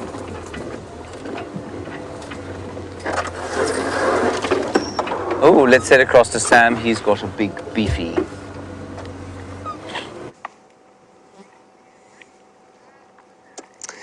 From hyenas to warthogs to finally a big, big male buffalo that is sitting right next to the road on our way to Buffelshoek Dam. He's sitting in the Mawati drainage, so we're very, very, very, very low down at the moment. And they are like these drainages because the grass is quite thick, the leaves are quite in a great number, and they'll just be grazing and browsing this morning. These old dagger boys. There we go, you can see he's just taking a big chunk of grass there. So we're going to let this buffalo just enjoy himself down here, as it is quite cool, it is quite nice, but we are quite interested to see if there's any more activity going on, because I haven't stopped to breathe properly because all sorts of things have been going on, whether it be warthogs walking in front of the cubs, the hyena cubs, I hear that James is now looking for Karula's cubs. So we might see both hyena cubs and Karula's cubs in one morning. So there was a report. So when I was at the hyena den and I was chatting to someone else, that was a man by the name of Lex Hess, and he's very, just a great person. I've read a lot of his work over the time, and he's taken great pictures. First time I've actually met him, so I was quite excited. And he gave me a report and said that there's something happening at Buffelshoek. I misread that was actually Buffelshoek Dam, but it was actually in Buffelshoek itself. So there seems to be some activity going on there. Last night there was said to be a number of hyenas that were at a kill there, and that's potentially where the hyenas that we were with now went off, because all those adult hyenas just ran off again and left the cubs down by the den.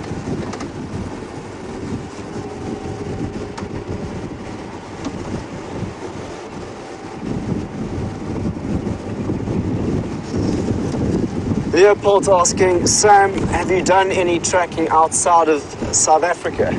Yes, Leopold, I have done some.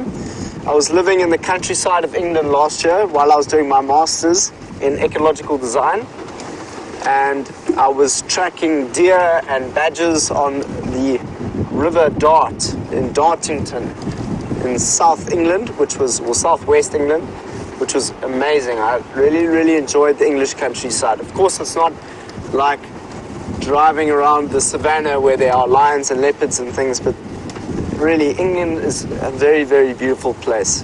The flowers there, the smells, the scents, incredible. And after England last year, I then traveled to Brazil, and I was on the Amazon for a few weeks, and I was on the Pantanal for a couple of weeks. And when I was on the Pantanal, I was living it was quite an interesting experience. I was living at a cattle farm just next door to the Pantanal, and with a very good friend of mine. And I asked her family, please, could I go and look in the Pantanal and see if I can find so many animals? And so they let me, and I used to wake up, Leopold, at 4 in the morning in a country where I didn't speak any of that language. It was all Portuguese. Of course, there's some mongoose that are jumping there. That was very cool. Let's see if there they go.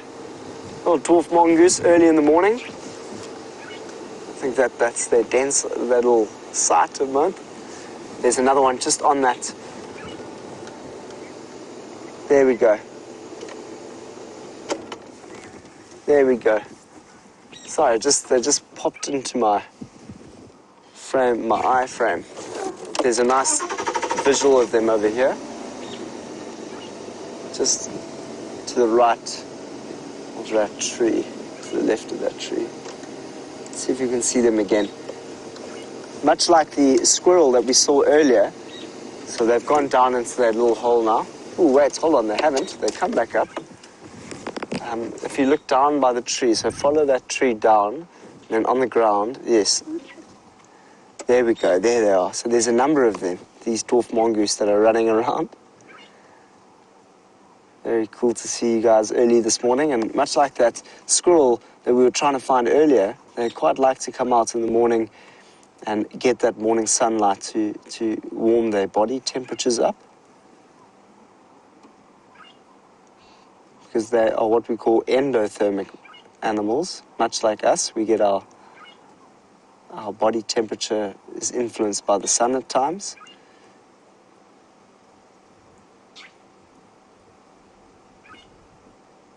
And a reptile, I think, is ectothermic.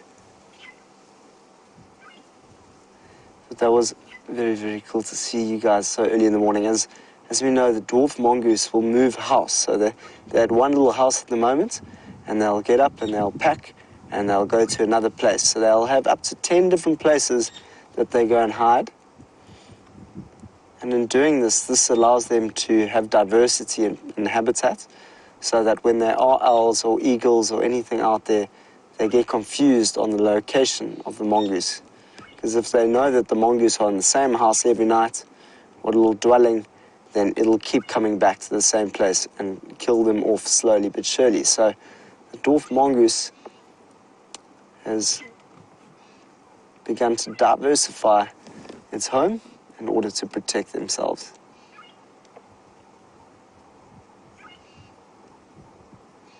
I love sitting with dwarf mongoose. They're really cool. It's incredible when you see them with an egg. Sometimes you're lucky enough to see them trying to open an egg, and it's just really funny to see. They get their little claws around the egg and they start moving around and falling all over it.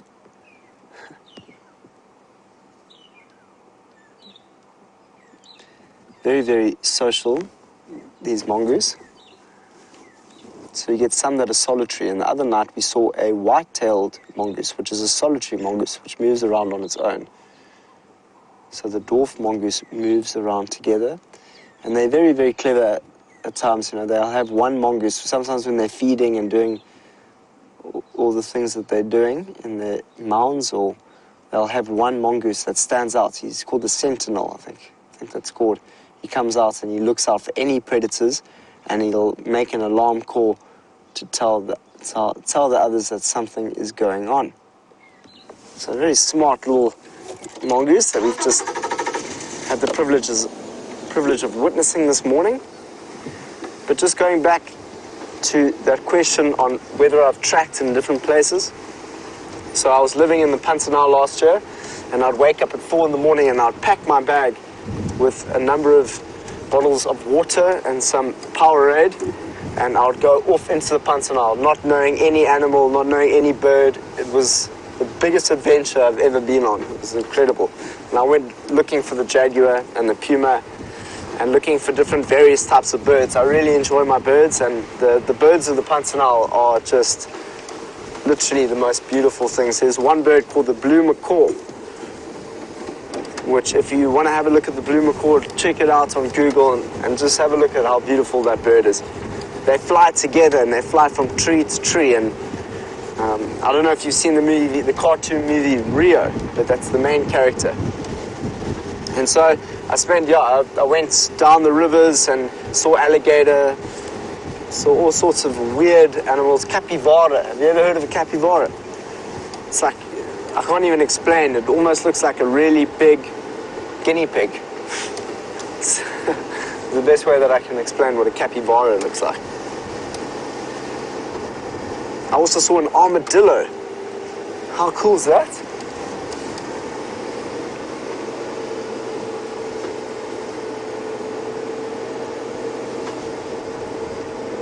Megan in Ottawa is asking, Sam, is a mongoose related to a ferret? Megan, I'm actually not sure if they are related. I can't imagine that they are part of the same, because they look quite similar. So they probably came from a very similar family. But it's a good question, Megan. I don't think I've ever seen a ferret before. I don't even know what a ferret would look like. I should have a look at that. Look it up. Compare it to the mongooses that we get down here in southern Africa. Where I was out in the Cederberg Mountains, which is another place that I used to love tracking. Very, very different environment. I used to find tracks of a water mongoose, which is also a solitary mongoose. It's quite a lot bigger. So you'll get the dwarf mongoose, which will be like that big, and you'll get a water mongoose, which will be like this big. I often find tracks of those water mongoose and the Cape clawless otter, which are so cool to see. I don't know if you've ever seen an otter in your life before, but those definitely one of my favorite animals to see is the Cape clawless otter. I saw those in the Pantanal. That was so cool. I was just canoeing. Well, I don't know if it was a Cape clawless, because that's what you get in Cape Town, but it was an otter of some kind. And I was just going down the river, watching kingfishers flying in every direction around me, catching fish. It was amazing. And then all of a sudden, this otter just popped its head. And it was so cool.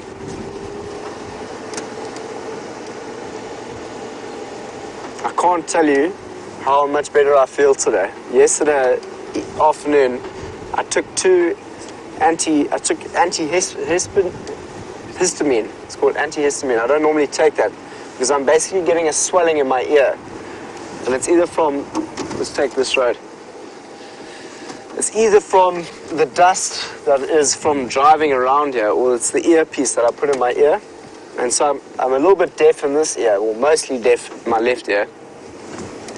So when I lose hearing in my right ear, I can't tell you how difficult it is to take you all out on a game drive. But I just feel so good because it's feeling very, very good at the moment. Look at that beautiful shot.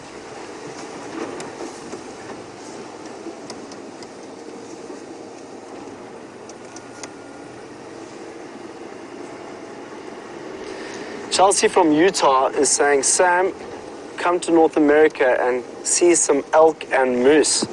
Chelsea, you know, I would love to see that. I'd really, really love to see that. As I said, I want to go to Alaska one day and experience Alaska. I know it's much colder than what I'm experiencing here, but I do have some thick jackets that I can wear. But the main reason why I really want to go to those areas, as well as the Yellowstone National Park, is a political activist as well as an ecologist from England. His name is George Monbiot. He spoke about ecological restoration of wilderness and how we can, you know, reinsert and rewild areas, and what would happen if we brought wolves back to an area. And I'm sure many of you are very, very aware of that project that they did at Yellowstone, and how reintroducing the wolves has influenced that landscape dramatically. And that is my passion, you know, rewilding is my passion. You know, what is the benefit of it? Of course, the social and ecological benefit, not just the ecological benefit. But it's that whole understanding that, you know, mountain really knows the genius of the landscape and the wisdom of a wolf rather than us humans. Because that wolf and that mountain are intimately interconnected. Oh.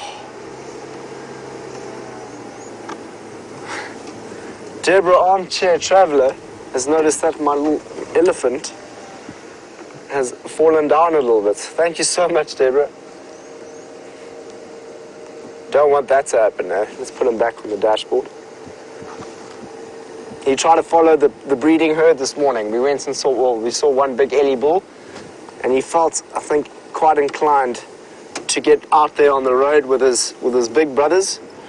But I just said, you know what, you're just a little small wooden elephant, and I don't think it would work.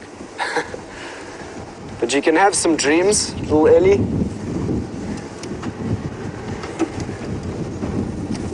Okay, so we are now on the track west of Buffelshoek Dam.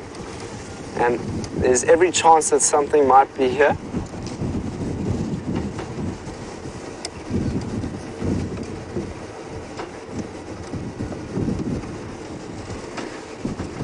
Amelie, a new viewer. It's so cool to have new viewers. Amelie, you're asking how hot and cold does it get out here? Well, it gets very, very hot in the summer season. So our summer season is over December, November. It gets extremely hot.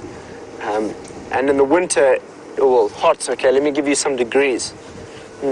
Probably around, it can get up to 40 degrees Celsius, which I think in Fahrenheit, I'm not sure what that would be in Fahrenheit, probably close to 90 degrees Fahrenheit, 90 to 100 degrees Fahrenheit. What do you think, Dave? Somewhere around there? So it gets very, very hot in the summer.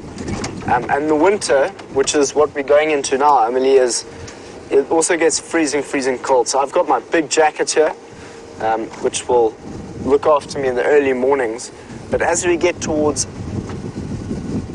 So Kirsty has just updated with me that it is 104 degrees Fahrenheit. Thanks, Kirsty. But in the winter, it gets very, very cold. And we are in April at the moment, so we haven't really quite hit the cold season. The cold season will be coming in just a few months. Well, the very, very cold season. We're coming into the autumn period. And you're going to see me in 2 months' time. I'm going to have gloves on. I'm going to have a scarf on. I'm sure Dave is going to be wrapped up as well, because he's on the back of the vehicle. Dave is our cameraman, Emily. So it's just two of us on the vehicle, and it's a live safari. So it's very, very exciting. Anything could happen right now. But just while we look for something, let's see how James is doing out in the wilderness, see if he's finding any cub footprints. We'll see you just now. Nothing, I'm afraid, as yet, everybody. We turned round when that track petered out and we came back along Leadwood Road. There's another old track here that used to be where a kill was, I think. And I can see Chris's vehicle there. But I can't get hold of Chris on the radio, and that's either because he's looking at baby leopards or because he's all gone off on foot. And unfortunately, I suspect the latter, because I see that his guests are not exactly looking particularly animated there. He might also be stuck, of course.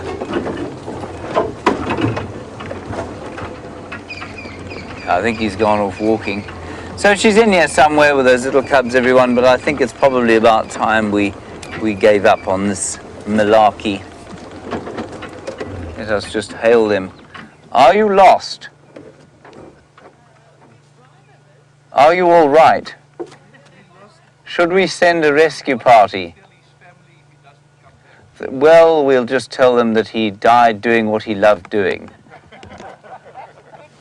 That's the first problem. The second one is you don't know how to get back to the camp. Oh, that's all right. We'll send food. We've got a Google map. Okay, good. Well done. Chris, any luck there? Yeah. Yeah.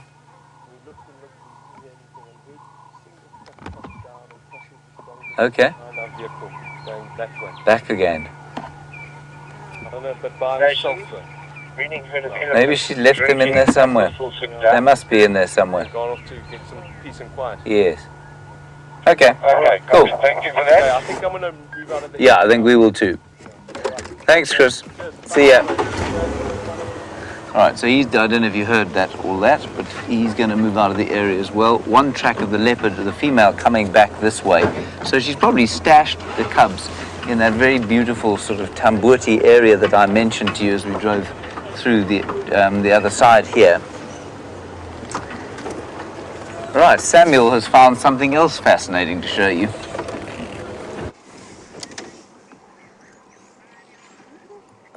This is one of the strangest things I've seen in quite some time. What is this elephant doing? It's either trying to scratch the belly or he's trying to climb up that bank. What do you think he's doing, Dave? Ooh. There we go, he's getting up there. There he goes. Oh, is it? No. This is a very cool sighting. You can see the young elephants on top there. They were dust bathing, so you'll see them throw some soil or dust in the air now, which will be cool. Maybe this elephant can get up that hill. Hopefully he can. I think he might just give up. Ooh. This is... I think they're playing King of the Castle here. Who's King of the Castle? Check the youngster that's lying down just there. That's so cool. There's a youngster just right next to the one that's trying to get up that slope.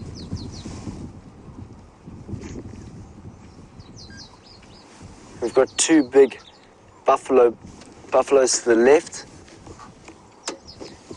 Yeah. Here's the youngster. So the youngster's just there. It's quite interesting. It looks like the other ellie's trying to help the other ellie up that little mound. The youngster's right underneath those two other ellies. So cool to see this. There we go. Let's put our trunk down the hill. Is that water coming out of it? I think. Just go close to that trunk there. I think it's letting go. Oh no, it's just soil. I thought it was water coming out of the trunk. This is very funny behavior.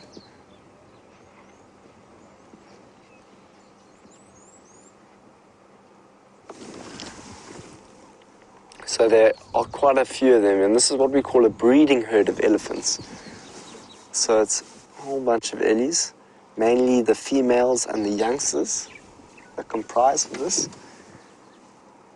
So you can see a very, very young elephant there. I think this elephant's still quite interested in trying to get up this hill. And giving up is not on his list.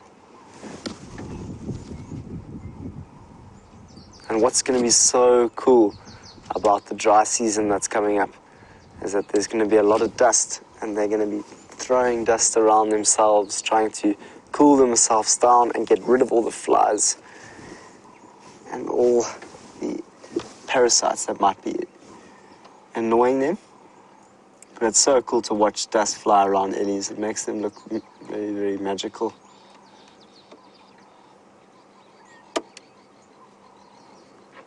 It's a very interesting behavior with that young ellie there.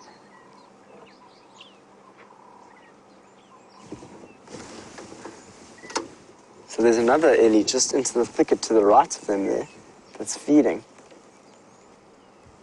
So there's one feeding right in the thicket there. And there's a couple of them actually, you can see the dust blowing up, just what I spoke about now. To the right there, you can see dust flying everywhere, and it looks like they've just got wet, and they're now putting dust on top of themselves. But now look, the ellie's trying to get back up the hill now. He's going for round 2.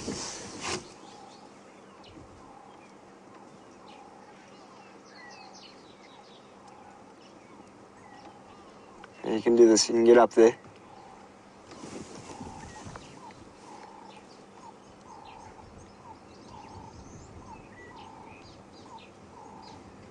Anyway, just need to get the other leg up there. Just need to position.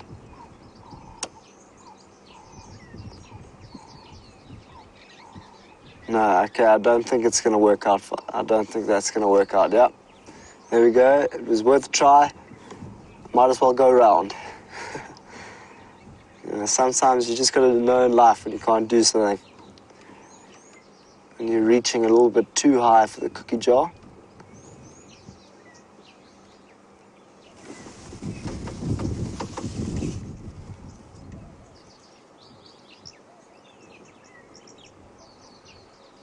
Very cool to see these ellies now feeding and getting a little drink of water. It's going to be a hot day today, so I don't think this will be the last time that they come through. Ooh.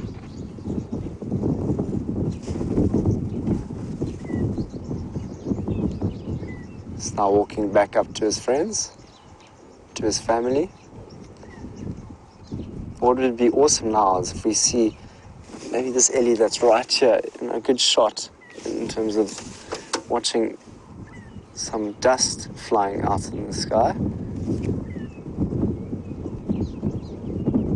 But what will be happening is that the elephants are going to be moving in an easterly direction. So when we notice that they start heading, we'll go back down this road and we can potentially watch them move right next to our vehicle, which would be very cool.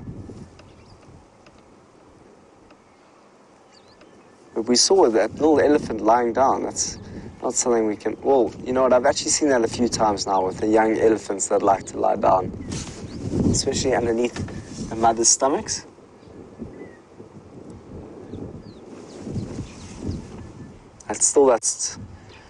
The light's still getting a little bit harsher as the day progresses, but it's still a nice light on these ellies this morning.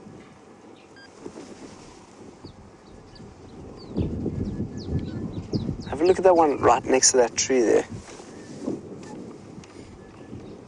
See now, what elephants will do often is they'll go down to the watering hole, get wet, dust bath, and then they'll go up to trees and they'll scrape themselves on the sides of trees. And the reason why they're doing that is it helps them get rid of the parasites that are now stuck in the mud that they've just wet.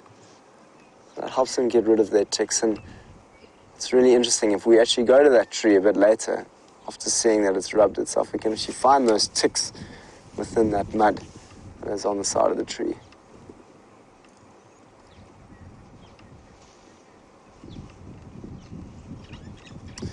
So we're going to see if we can get to a position where we might be able to view these elephants a bit better. With that, let's go and see how James is doing, and we'll be back with the ellies.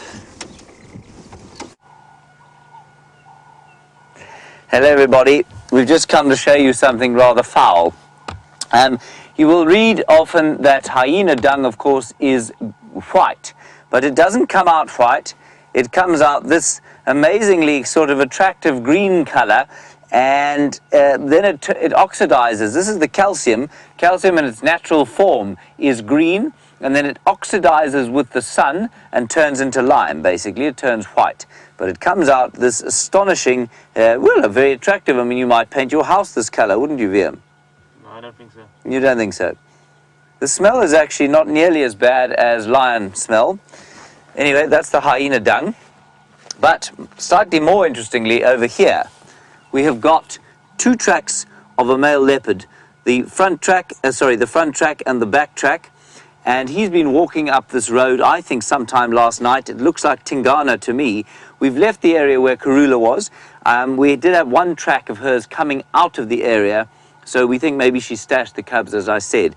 But this male leopard is quite a nice prospect, so we'll drive up the road here. He looks like he's marking territory, so I mean he could be all the way into Buffelshoek by now. I think that's from last night, but that's the sort of general plan of what we're going to do for the remainder of this very pleasant drive. Huge fun at Buffelshoek Dam, it sounds like, with that elephant. I think that's remarkable. Sounds very amusing indeed, watching him trying to climb up and down the dam wall there.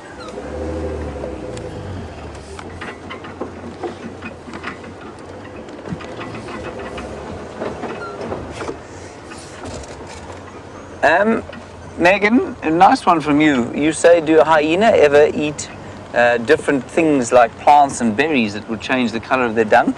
I don't think that I've ever seen a hyena eat grass. I've seen plenty of lions eat grass. I think brown hyena are probably much more likely to eat that sort of thing. But no, the spotted hyena I think is almost strictly a carnivore. And I think that you'll find, you know, they have such an impressive digestive system that I think the roughage they need is probably just the hair that they get off the animals that they kill. I've definitely seen lions eating grass. I'm not sure. I think that's, you know, sort of line the stomach a bit. I've never seen hyenas doing that. So I think you'll find that hyenas, of all the carnivores out here, are probably even more carnivorous than most.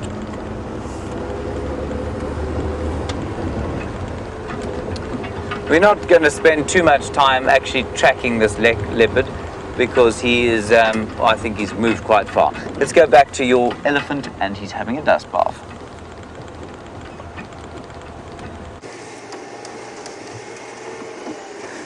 So we are back with the elephants, and they are now currently right in front of us.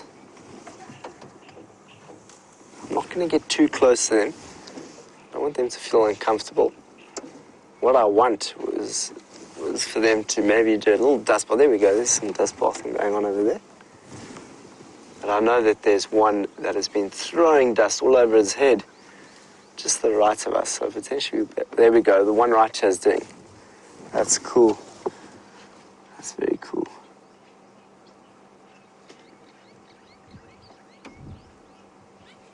There we go. You can just see him behind the squarry bush.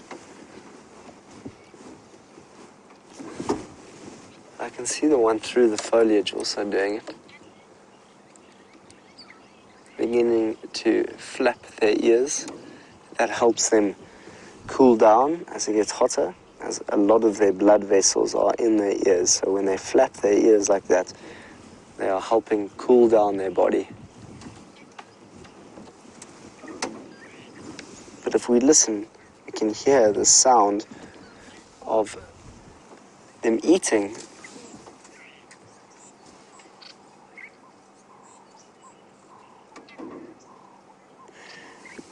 Diane's asking, you know, when they're digging down into the ground here, could they potentially be looking for some minerals in the soil?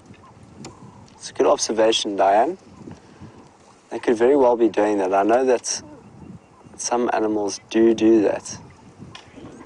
I think it's called geophagia. Geophagia.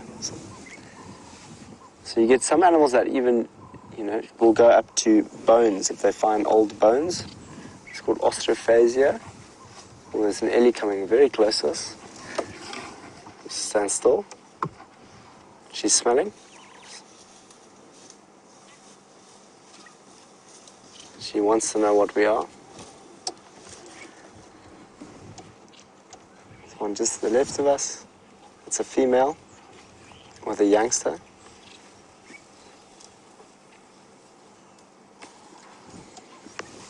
I'm very safe in this position. You can tell by the way in which the animal is behaving around us, by the way in which how they're feeling. So if they are feeding like they are now, they're feeling fine. But the youngster, have a look at the young one here. Playing with its trunk, trying to smell what we are. Hello.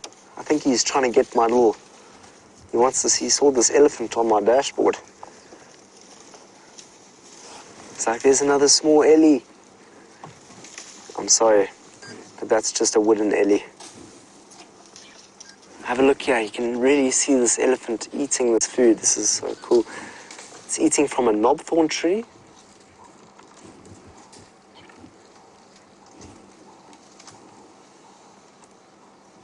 You can see it wrap its trunk right around that branch. He breaks it off, there we go, and then feeds himself. Very different method to what we use with a spoon.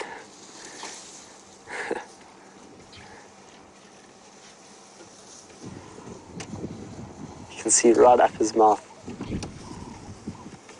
Could be a female, rather. You can tell the difference between a female and a male elephant purely through the head. The head can tell you a lot. So just looking at it, looks like a female, actually. Mind your head there. Ooh, my head's in the way. I was getting, ooh, little Ellie's getting closer.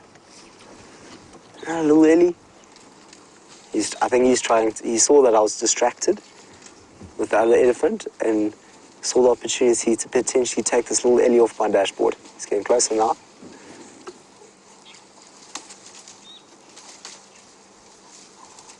I don't think you can take it. It's quite important that I know that you want to join the breeding herd.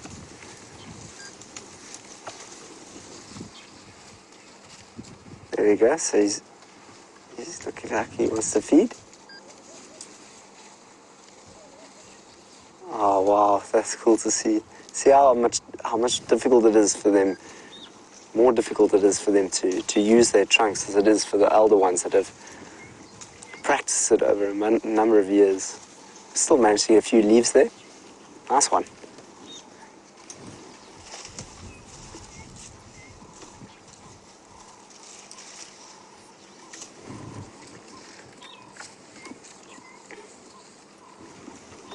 Dave, the little Ellie nearly got taken there. Yeah. Don't want that to happen. Have a look here. We can see this Ellie's trunk is getting right around these branches here. Have a look at those tusks, if you can see them.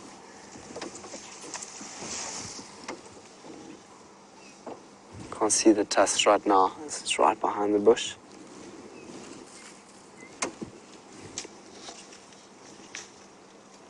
So a lot of when you are with animals out here, it's all about the behavior in which they are interacting with you. And by communicating, in the sense by understanding the way in which they are behaving, we can behave accordingly. What do we have there? Oh, we got the...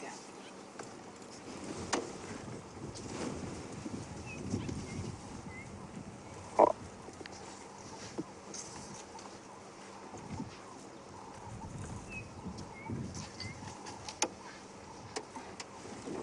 Yeah, the one's getting on top of the little one. Jeepers, that's going to be quite heavy. Have a look at that.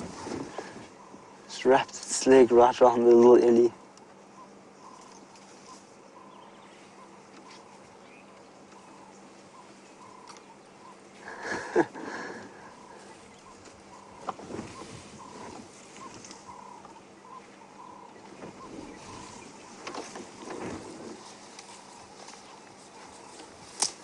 Oof.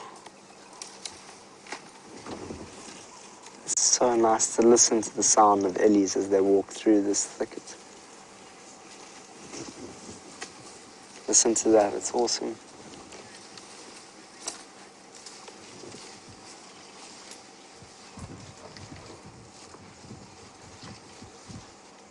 Big, graceful animals, and the breeding herd is now beginning to move off. What a fantastic sighting with these elephants.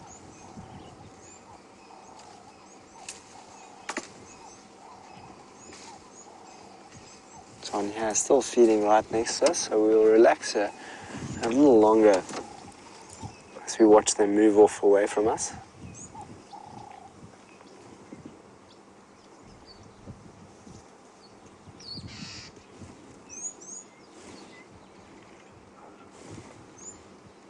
He's gone very, very still now.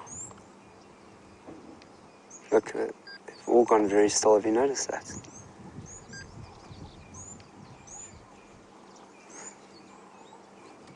They're very, very still. Why is that? There we go. Start moving again.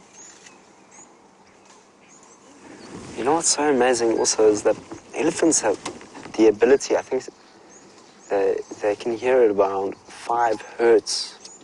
So that sound, I think it's called hertz, it's 5 hertz frequency. And we listen to frequency at around 25.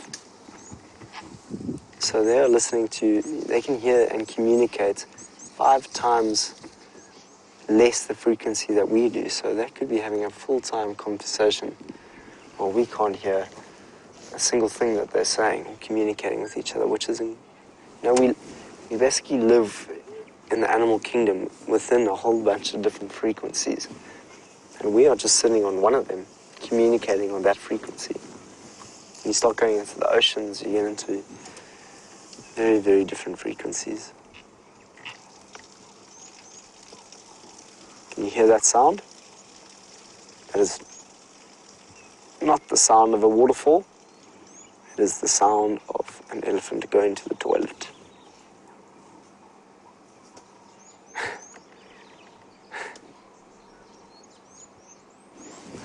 So that was an incredible sighting that we just had with those elephants.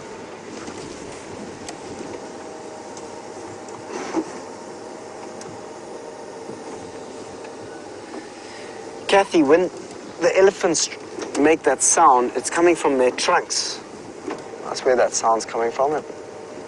It's very loud. Have a look at the buffaloes that are here. Hello, Mr. Buffs.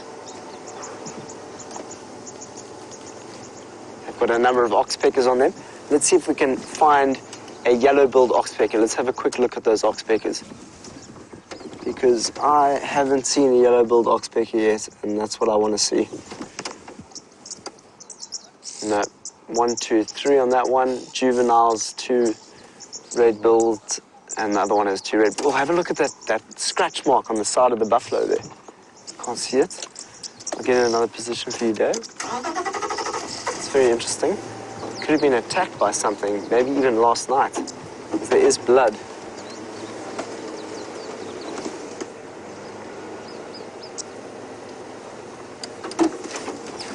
Buffalo over here is also going to the toilet right next to the water.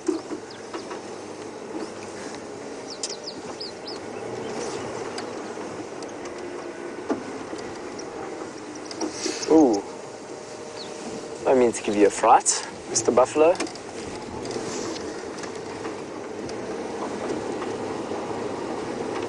So as you can see here, we're now at the northern end of Buffelshoek Dam.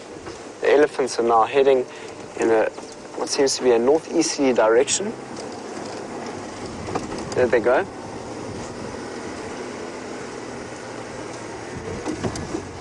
It was a very cool sighting of them. If we have a look at this buffalo just to the left here, as it walks off into this thicket, you'll see that it's got that significant red scarring on the top right-hand side, just by that leg. Can't see it now, but it was looking quite red. We know that the lions have been, well, the Birmingham boys were here in the hole for about 4 days last week. So that could have very well have happened with them. Okay, so Buffelshoek Dam brought lots of cool things, from elephants to buffaloes to red-billed buffalo weed. Ooh, that's a very cool bird. Just so that we can have a look at it before we link to James. It's a wagtail.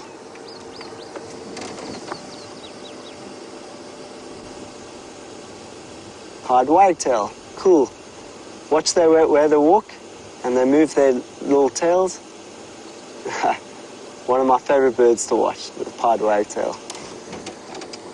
I've already got that to my bird list. If you haven't got it, write it down. With that, let's go and see how James is doing.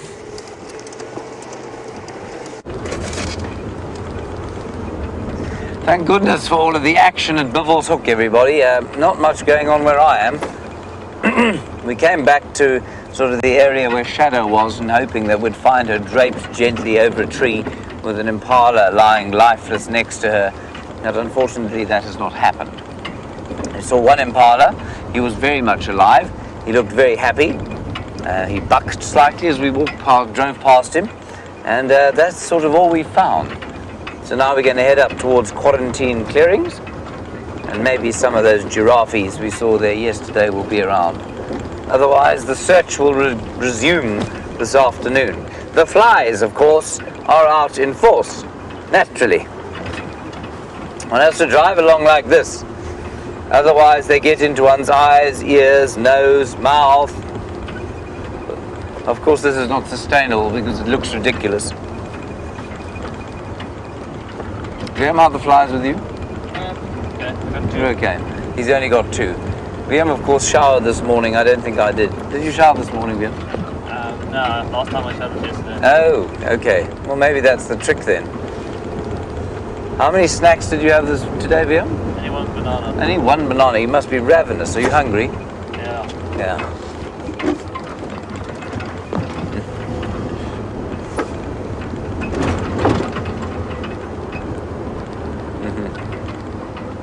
Leopold, you say? I saw a leopard and that's quality over quantity. Well, I think to a certain extent that's true. I don't feel like my day has been an entire waste of time. I do think that it's wonderful, though, that Sam had those hyenas. I feel we've been kind of, we've been a little remiss going to see them of late. And likewise, they've been a little remiss in their performance for us. But today they came back with a bang. And then elephants, of course. No elephants I have seen for a while. And it seems like there are lots of them on Buffelshoek today. And that means that some of them will probably come down south here, which will be great. It's so lovely when there are elephants around. They're always entertaining to watch, especially if you happen to bump into them while you're tracking something else. That's the best. I think we're in for another fairly hot autumnal day. I think the temperature's probably going to rise up to around 32 or 33 degrees, which is into the low 90s in Fahrenheit. And yeah, it wasn't cold this morning. I mean, we were wearing a bit of jersey, but it certainly wasn't that chilly. And this is, like I've said to you before, I think is the best time of the year for temperature.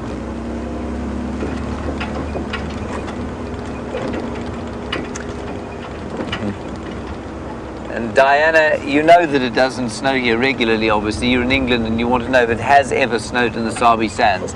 I'm going to say no. I'm 99.99% sure that that is the case.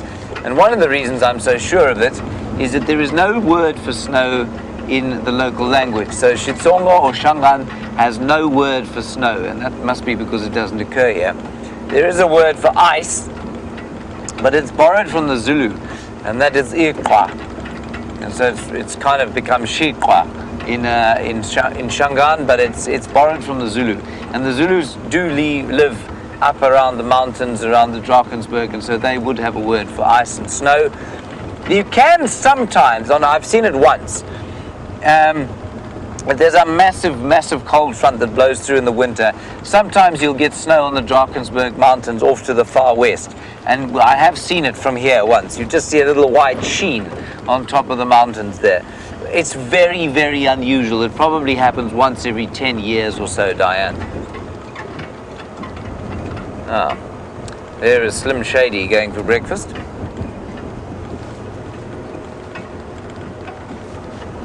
At 150 miles an hour. Slim Shady is hungry this morning. We'll do a little loop down through the middle of quarantine clearings now. And just see if anything isn't up here. That little giraffe yesterday was too precious. Just after we got back from drive, it was standing on a termite mound, sort of looking around, surveying the world. And quite a nice sort of nuclear family they seem to have set up, those giraffe, with the male and the female and the youngster together. That is, of course, not usual. It's usually... Now dust. Thank you, Slim Shady. Now there is... normally, of course, the female giraffe is on her own to raise the youngsters. The one other thing I want to show you here, and I've tried to film it and failed, but you'll get an idea with this camera. If Liam pans gently over the top of these now withering sort of annual flowers here, lots of Waltheria and the devil's thorn and the string of stars and various other flowers, you can still see the butterflies fluttering around. But they're starting to get less and less each day. And it's been a real special thing this April to come walking through this clearing and these clouds of butterflies, monarchs and pansies and whites and painted ladies and jokers and guinea fowl butterfly leap up and out of here. It's been very, very special indeed. Anyway, they will go out for another season. The butterflies, of course, as annual as the flowers that they feed on.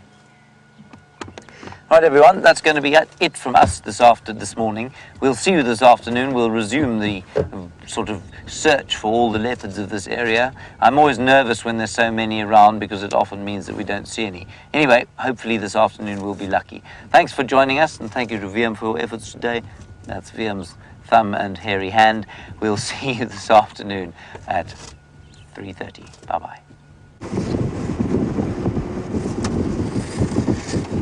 So we have had an exciting morning, whether it be with the hyenas and running around, looking at where they're going and coming back to the den and seeing those cubs, to the warthogs, to that big ellie bull this morning. It's been fascinating to watch all the different behaviors.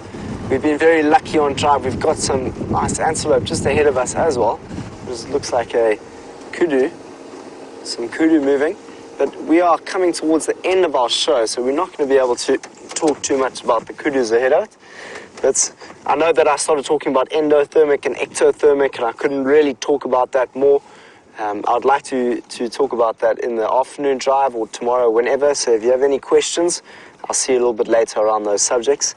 Otherwise, I'm feeling much better today. Mr. Ellie's had a great time. He wanted to join one of the breeding herds, but I said I don't think that's a good idea. And we should have. I will be out this afternoon, so we'll see if we can find some more breeding herds.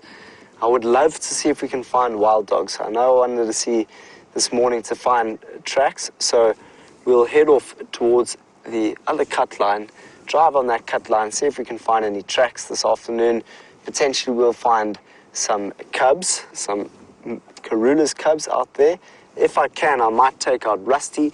That might take us all the way down to Cheetah Plains, and Inkanyeni, who we sat with the other day, we can find. With that, the show was all because of you, so thanks so much. Enjoy the rest of your time. See you later.